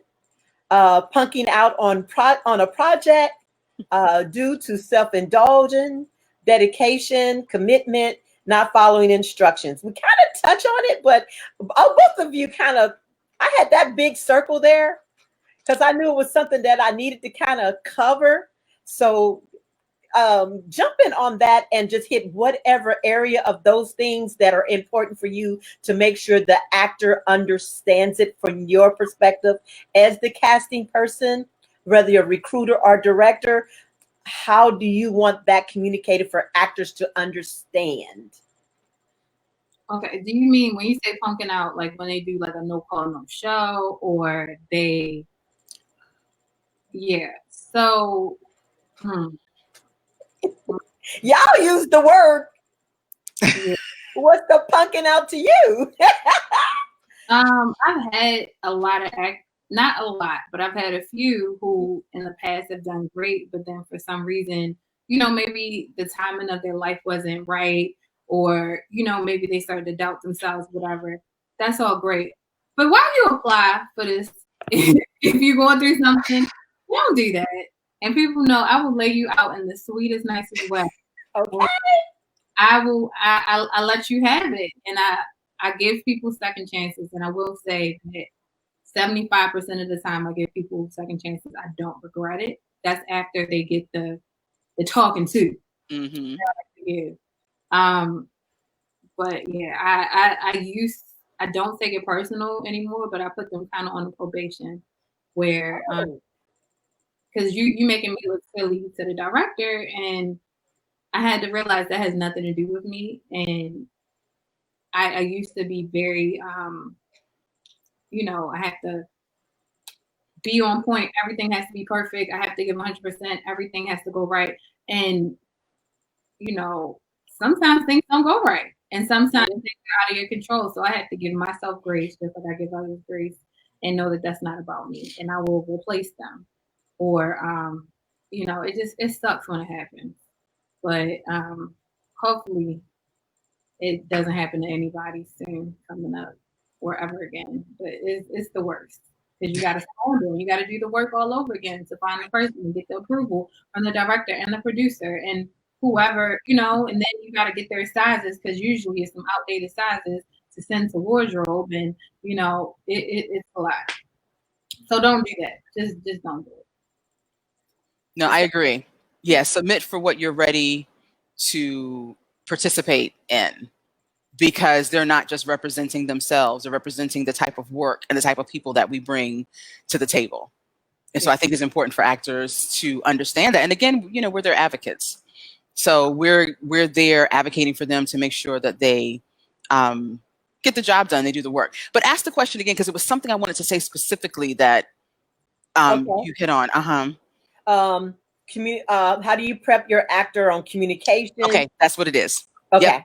Yep. So one thing that I think actors need to realize is that this business, even though it's hurry up and wait, the hurry up part is real. So when I am casting for something, whether it's a speaking part or an extras part, you need to be quick with the responses.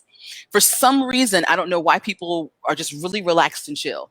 So they submit and then I respond to them almost immediately, like when I'm in that phase of just the discovery of finding people. And then it'll take them 3 days to get back with me. Oh, I'm just now seeing this. I didn't expect you to respond so fast. Hey, here's the information. And then a couple things are wrong with it. You didn't submit everything I asked for. You're not following instructions. You're not being very quick. And so I will sometimes put in the email, we move fast. And so if we have a need for a particular role, you need to respond to me quickly. And they don't believe me. And then they get back to me and it's been booked. And so they think that we're booking for stuff that's just right now. Sometimes we're booking for this weekend, next week. And so some scenes will come up for next week we've already booked for, because those people qualified who submitted, we've already booked those particular scenes, we're done. So by the time they actually get around to responding, stuff is gone. And now you're mad because you were not quick with it. This is a business. And I have to be fast in my delivery. I have to be efficient. I have to be on point because I am representing myself, my area, my professionalism. And I want to send quality people to them. I'm not going to grab just some schmo off the street who's on their way to the salon to try to get them to be a part of something, unless it's a makeover show. But you know, if it's like real work, then I am very meticulous with the people that I present. And so I've just realized maybe it's an East Coast thing, maybe it's a Charlotte thing, because the industry is still baby, like we were growing up, and then, you know, laws changed, the Sunset Law changed with the grants. And so people left and went to Atlanta. So we kind of started over with the industry and projects. And so we have more commercials here than films. So when films come, people jump on it, but not just people in Charlotte. And sometimes people in Charlotte think, oh, I'm the only one who's submitting. No, some people are driving up from Atlanta, driving down from Virginia, coming from South Carolina and other places in Georgia. So they just need to understand that they need to be fast. You need to be efficient. You need to follow instructions. If you commit to something, I need you to be there. I send reminders that they have to confirm. Put it in your calendar like you would your job or like you would your hair appointment.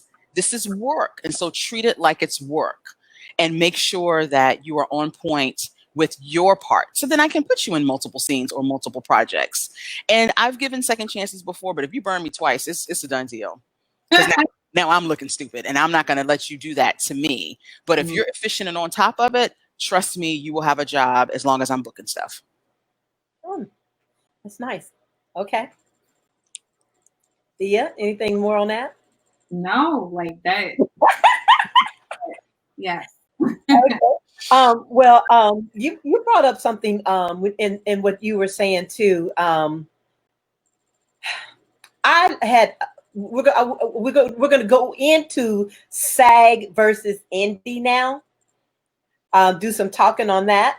But I want to put this out there so it'll jar some thoughts for you.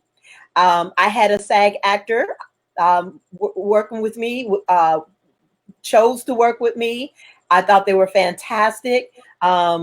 Then I had another script that I thought they were, ideal for. So I offered that script to them. And instead of responding saying, yeah, which is okay, because if you're not a fit, you're not a fit. I understand.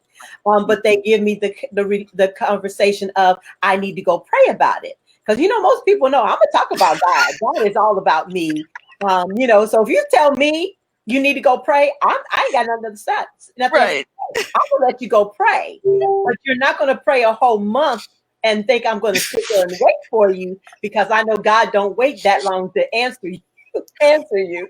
So a whole month went by, and then they came back and they were like, well, I like to have that character. I'm like, I didn't cast that character. Couldn't wait for you to stop praying. I got the answer. You can tell it already told me. And so what ended up happening is the script got flipped, and all the "but I love you, Tone" changed, and then next thing you know, they're not I don't love you no more, Tone, but I got to call all the actors that was part of the project we was working on to tell them how much I don't love Tone no more. Which caused a great deal of distance that I personally now I'm having to rewrite the script for the next season of the project to remove some of these people out, because I'm not going to let them come back on the set and bring that mood to it. Oh my gosh. You know, so those things, you know, are very important. So that I wanted to kind of share that a little bit, because, you know, you got people that are indie and they got people that are SAG, and they got these certain expectations they think they should get from me as a filmmaker because I'm indie, and they're SAG or independent. And I set my own set of rules. I stay in line with what SAG says, and what Georgia rules are. But it's my set. You're fine. Huh? You don't have to follow their guidelines in Georgia because it's a free state to work. So you can do what you want to do. They're not going to right. That's when I said that I run my set, and I know how I can, what conditions I can work under, physically, emotionally, and dealing with however many people I have on set. You know, so I know that I can't have your emotion on set if you got something up against me that you don't like, for whatever your reason is, because then, you know, like, for example, one actor came on set. He was an exquisite actor, but because he was mad because of another actor that's mad at me, he had like 3 lines. And we end up spending 5 hours on those 3 lines. What? But this was me too. I was so determined he would go give that line to me the way I wanted it, that I made him go those whole 5 hours. Because I knew he was purposely trying to sabotage, because he was mad because of the other actor that he was friends with was no longer on the project. So he, instead of coming trying to give the best of who he was, he came trying to give what that actor expected out of him, because he wanted to support that actor, you know. And so I made him redo the line over and over again, and it was heartbreaking, because he was exhausting me, but he was also exhausting the actor he was working with. So we finally got a scene that we can use, but it was so messy. And I had worked with this actor on several projects, so I already knew how great of an actor he was. So I knew his attitude and his action was from him being upset because his friend was no longer on that project. You know, so that's the reason I want to kind of talk about, you know, the SAG versus indie. You know, how do you deal with those actors that know they're SAG? Do they understand SAG? What do you think they need to understand about SAG versus being indie, and what they need to understand about indie? Does that make sense? What I'm saying? I see what you're saying. I feel like it's always a cycle where, because I work on both union and non-union projects. So, you know, you can tap hardly an actor, which, you know, some people may not know. It just means get them permission to work on the SAG production. Because if you're looking for a certain actor, you don't care if they're SAG or not SAG, whatever. But it always goes like this. I'll have them on one of my true crime shows, and they're like, "Oh my God, I'm so thankful to be here. You know, I'm so thankful for the work." And then the second go round, they're like, "Okay, what's the break?" Da-da-da-da. And then the third go round is like, "Yeah, so Thea, I'm SAG now. Do you have any, you know, SAG work, because I can't do any non-union anymore." And then I'm like, "Okay." And then they're not paying their dues. Okay. That might be a thing too. Right. But I realize, like, I live in a market. I'm in the Baltimore, DC, Washington area, where, you know, it's going to be both. We don't have all these productions. House of Cards done left. The Wire left eons ago. So you're going to have to do the don't ask, don't tell situation sometimes. And I'm not saying, like, that's up to you. You know, I don't want no beef with SAG, but if you do the don't ask, don't tell, SAG is not looking to see what you want and what you don't. You know, they're not looking at the commercial to see that. So I think in their head, they think that it's spies and stuff, and people are going to snitch and things. And, you know, no. Only thing with SAG, I would say is beneficial is, you know, you get a bonus meal. You get okay pay, because I don't know, the pay scale is pretty similar to what I pay, and sometimes I pay more than what the SAG does pay. Mm-hmm. I think they like it for bragging rights, but you have to assess the market that you're in.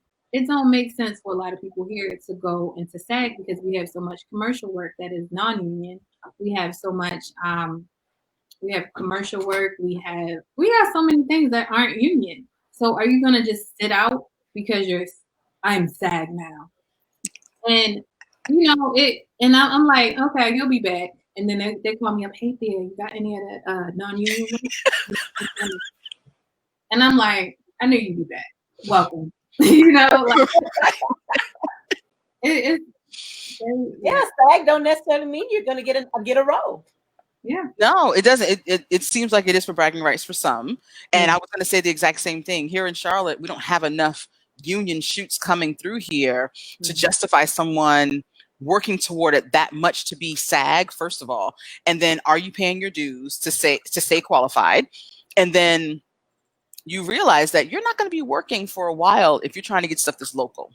You're going to be driving to Georgia constantly auditioning, hoping that you get something, when you have to decide what's more important, having the card, which is great. Membership has its benefits, or do you want to work? Because there will be multiple projects you can work on, commercials and other non-union films that you can work on, or even a series someone has. It's not union, but it's quality work, a great team, an amazing script. You can put that on your reel and build yourself up and get paid, for some of these projects as well. Or do you just want the bragging rights? And then I look at your resume and this was 2017 and that one was 2015 and then it was 2011 because you're not getting consistent work, So people just have to decide what is, pick your poison and figure out what it is that you want and how it's going to serve you. So if building your chops and getting as many quality projects on your resume and in your reel is most important, then stay non-union as long as possible. But then when you want to go union, you need to be in an area where you're constantly auditioning to justify the membership and its fees. That's just what I would do if I were an actor, because I'm not going to sit here and paid to be SAG here in Charlotte. And the projects aren't really coming through consistently like in Georgia, where, my goodness, they're everywhere. Gotcha. Okay. All righty. Also, is there anything over the course of any of the things we've talked about that you would like to try to take a last minute comment or conversation about that you can think of? No, this has been a great conversation. I'm so honored to be on with two beautiful Black women directors, handling, and then a Black casting director. Wow. Bing. Like, my pain. You know it. Girl. Clapping and all of that, because like here I'm the only casting person of color, and they think I'm a kid because I don't know. Because you look young. Yeah, you do. Oh, thanks. Tell me more. Tell me more. No. That's awesome. Yeah, I'm really proud of this. I was really looking forward to this. I've enjoyed doing it, because with us being on this COVID-19 lockdown, I get so much communication from actors and crew members trying to get information behind the scenes. And I know I don't have all the knowledge to do all that. And I didn't want it all to be about me doing it. So I am very grateful that you agreed to do this with me, so that way we can get the information out, so that when we come out of the COVID lockdown and we start getting into whatever the new routine we're going to be doing with our filming, which sounds like going to be a lot, that, we got some education behind some of the actors that are, seriously wanting to pursue this, so they know a little bit of what to do. So if we could just kind of go into now your perspective, independent businesses and your brand, how can they link with you, connect to you, contact you, if there's specifics, like, you want them to understand if they're going to work with you, if you're going to submit to you, what your expectations are, and any links. And some of the links that I've gotten from you are not popping up. So if you could just go ahead and say your links, and then I'm going to put it in the body of the message of this video, so they'll know how to link up to you and reach out to you. Okay. So you guys can reach me at www.theawashingtoncasting.com. You can also hit me on Facebook on my casting page, where I will post different casting opportunities from myself and colleagues from this area and on. And that's Thea Washington Cast on Instagram, and that's about it. Oh, and I meant to say, I wasn't saying they think I look like a kid. It's just that the casting people in my area are like in their 70s. They've been doing this for a very long time, and they're very white. So you're just the tenderoni of the bunch. Yeah, I that's what I meant to say. I didn't mean to say they think I look like a kid, but it's just they've been doing it for so long, and they like, who is this little girl coming thinking she, you know? Right. That's a lot of learning right there in your space. Then, what'd you say? I said that's a lot of learning right there in your space, because if you got, you know, older, mature people that's been in the industry, are they open to teaching you and helping you learn things? What you think? Bloop. So I'll give my social media on that note. So mine is consistent across the board: Facebook and Instagram at Keema Mingo. That's my personal page. I do post some castings there. I do centralize them also on my studio page, which is at Mingo Studios with an S. And then those who are interested in my master classes, I am transforming them to be online, but I do a lot of them in person. Now it's time to do them online so people outside of the area can participate as well. So it's at the Mingo Masterclass, and that's both on Facebook and Instagram. And yeah, they can follow me. They can follow me there. And so my thing is, when you submit, just follow the instructions. Like, make my job easy. Don't make it hard for me to say no, because I'm gonna tell you, if you make me work hard to hire you and give you money, I will not do that. Plain and simple. Make it easy for me to give you a job and easy to pay you. Real easy, real simple. Great. I think that's across the board between all three of us, being in the business, doing what we do. Just don't make our job hard. We want to work with you. We want to cast you on right characters, not just any character. We want to make sure you're on the right project. You're a good fit for whatever it is. They want to be advocates for you. I just want you to come and just enjoy and do a project and make it great. And we just don't want you to fight us or demean us or disrespect us just because you think whoever you think you are.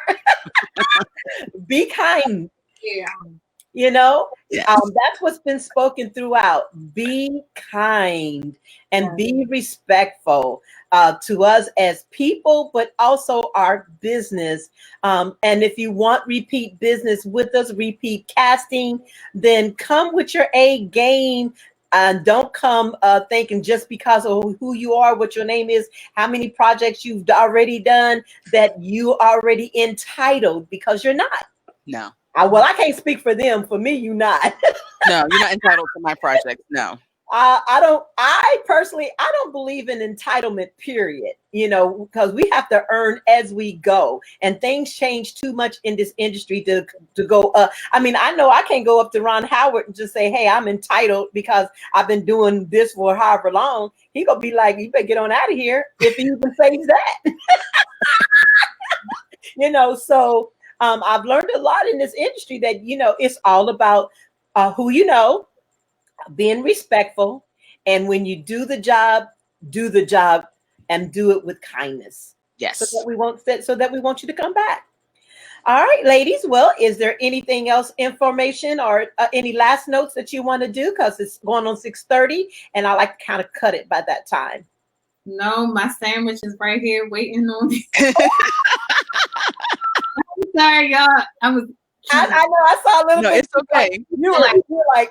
I ain't mad at you. You could have enjoyed it. It's all good. Well, thank you, ladies, again. I sure do appreciate you doing this with me. I will be uploading this. It's already on Facebook, but I will be going through different segments of good key things that I want them to know. But I also will be uploading it on the Instagram as well as on YouTube. Feel Awesome. free to share any part of it that will help support what you're trying to do and accomplish. And I want to say, I hope I have the opportunity to work with both of you. Yeah. I do have a project called The Lion's Den. That's my biggest project I've ever done or will be doing in my life. It is based on the Bible, but it's also going to be based modern style. And we're even literally supposed to have to go to Israel for a few of the scenes to actually film, because it's going to be kind of like a timepiece of what Daniel was like then and who and Daniel today and how God speaks.